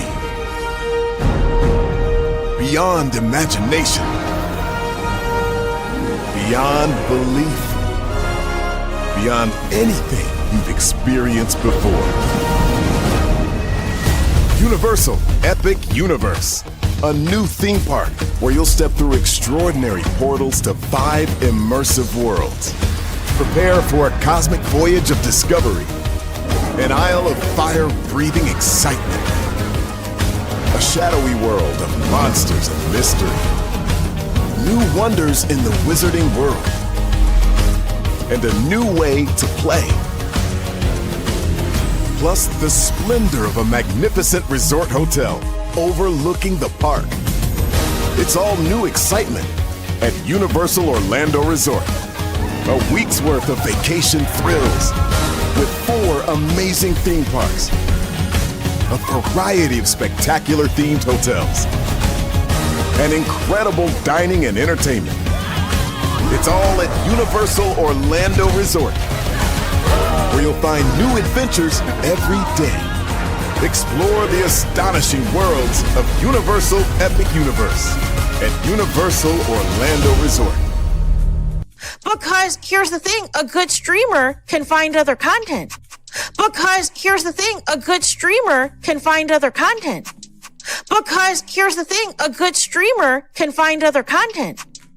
Because here's the thing, a good streamer can find other content. I've been moving on my own accord, covering Black culture. There is more to life. I heard that, friend. Braylon, shout out to Braylon. Make sure y'all go follow Braylon in case y'all haven't. I love your content. I have been moving on my own accord, covering Black culture. There is more to life. I heard that, friend. Braylon, shout out to Braylon. Make sure y'all go follow Braylon in case y'all haven't. I love your content. I have been moving on my own accord, covering Black culture. There is more to life. I heard that, friend. Braylon, shout out to Braylon. Make sure y'all go follow Braylon in case y'all haven't. I love your content. I have been moving on my own accord, covering Black culture. There is more to life. I heard that, friend. Braylon, shout out to Braylon. Make sure y'all go follow Braylon in case y'all haven't. I love your content. Child, Braylon been over there doing his thing, minding his GD business, staying out of trouble, trying to get the folks some positive stuff to talk about. Besides lying all the damn time. Child, Braylon been over there doing his thing, minding his GD business, staying out of trouble, trying to get the folks some positive stuff to talk about. Besides lying all the damn time. Child, Child Braylon been over there doing his thing, minding his GD business, staying out of trouble, trying to get the folks some positive stuff to talk about. Besides lying all the damn time. Child Braylon been over there doing his thing, minding his GD business, staying out of trouble, trying to get the folks some positive stuff to talk about. Besides lying all the damn time. Child Braylon been over there doing his thing, minding his GD business, staying out of trouble, trying to get the folks some positive stuff to talk about. Besides lying all the damn time. Child Braylon been over there doing his thing, minding his GD business, staying out of trouble, trying to get the folks some positive stuff to talk about. Besides lying all the damn time. Child Braylon been over there doing his thing, minding his GD business, staying out of trouble, trying to get the folks some positive stuff to talk about. Besides lying all the damn time. Child Braylon been over there doing his thing, minding his GD business, staying out of trouble, trying to get the folks some positive stuff to talk about. Besides lying all the damn time. Child Braylon been over there doing his thing, minding his GD business, staying out of trouble, trying to get the folks some positive stuff to talk about. Besides lying all the damn time. Child Braylon been over there doing his thing, minding his GD business, staying out of trouble, trying to get the folks some positive stuff to talk about. Besides lying all the damn time. Child Braylon been over there doing his thing, minding his GD business, staying out of trouble, trying to get the folks some positive stuff to talk about. Besides lying all the damn time. Child Braylon been over there doing his thing, minding his GD business, staying out of trouble, trying to get the folks some positive stuff to talk about. Besides lying all the damn time. Child Braylon been over there doing his thing, minding his GD business, staying out of trouble, trying to get the folks some positive stuff to talk about. Besides lying all the damn time. Child Braylon been over there doing his thing, minding his GD business, staying out of trouble, trying to get the folks some positive stuff to talk about. Besides lying all the damn time. Child Braylon been over there doing his thing, minding his GD business, staying out of trouble, trying to get the folks some positive stuff to talk about. Besides lying all the damn time. Child Braylon been over there doing his thing, minding his GD business, staying out of trouble, trying to get the folks some positive stuff to talk about. Besides lying all the damn time. Child Braylon been over there doing his thing, minding his GD business, staying out of trouble, trying to get the folks some positive stuff to talk about. Besides lying all the damn time. Child Braylon been over there doing his thing, minding his GD business, staying out of trouble, trying to get the folks some positive stuff to talk about. Besides lying all the damn time. Child Braylon been over there doing his thing, minding his GD business, staying out of trouble, trying to get the folks some positive stuff to talk about. Besides lying all the damn time. Child Braylon been over there doing his thing, minding his GD business, staying out of trouble, trying to get the folks some positive stuff to talk about. Besides lying all the damn time. Child Braylon been over there doing his thing, minding his GD business, staying out of trouble, trying to get the folks some positive stuff to talk about. Besides lying all the damn time. Child Braylon been over there doing his thing, minding his GD business, staying out of trouble, trying to get the folks some positive stuff to talk about. Besides lying all the damn time. Child Braylon been over there doing his thing, minding his GD business, staying out of trouble, trying to get the folks some positive stuff to talk about. Besides lying all the damn time. Minding his GD business, staying out of trouble, trying to get the folks some positive stuff to talk about. Besides lying all the damn time. Child Braylon been over there doing his thing, minding his GD business, staying out of trouble, trying to get the folks some positive stuff to talk about. Besides lying all the damn time. Child Braylon been over there doing his thing, minding his GD business, staying out of trouble, trying to get the folks some positive stuff to talk about. Besides lying all the damn time. Child Braylon been over there doing his thing, minding his GD business, staying out of trouble, trying to get the folks some positive stuff to talk about. Besides lying all the damn time. Child Braylon over there doing his thing, minding his GD business, staying out of trouble, trying to get the folks some positive stuff to talk about. Besides lying all the damn time. Child Braylon over there doing his thing, minding his GD business, staying out of trouble, trying to get the folks some positive stuff to talk about. Besides lying all the damn time. Child Braylon over there doing his thing, minding his GD business, staying out of trouble, trying to get the folks some positive stuff to talk about. Besides lying all the damn time. Child Braylon over there doing his thing, minding his GD business, staying out of trouble, trying to get the folks some positive stuff to talk about. Besides lying all the damn time. Child Braylon over there doing his thing, minding his GD business, staying out of trouble, trying to get the folks some positive stuff to talk about. Besides lying all the damn time. Child Braylon over there doing his thing, minding his GD business, staying out of trouble, trying to get the folks some positive stuff to talk about. Besides lying all the damn time. Child Braylon over there doing his thing, minding his GD business, staying out of trouble, trying to get the folks some positive stuff to talk about. Besides lying all the damn time. Child Braylon over there doing his thing, minding his GD business, staying out of trouble, trying to get the folks some positive stuff to talk about. Besides lying all the damn time. Child Braylon over there doing his thing, minding his GD business, staying out of trouble, trying to get the folks some positive stuff to talk about.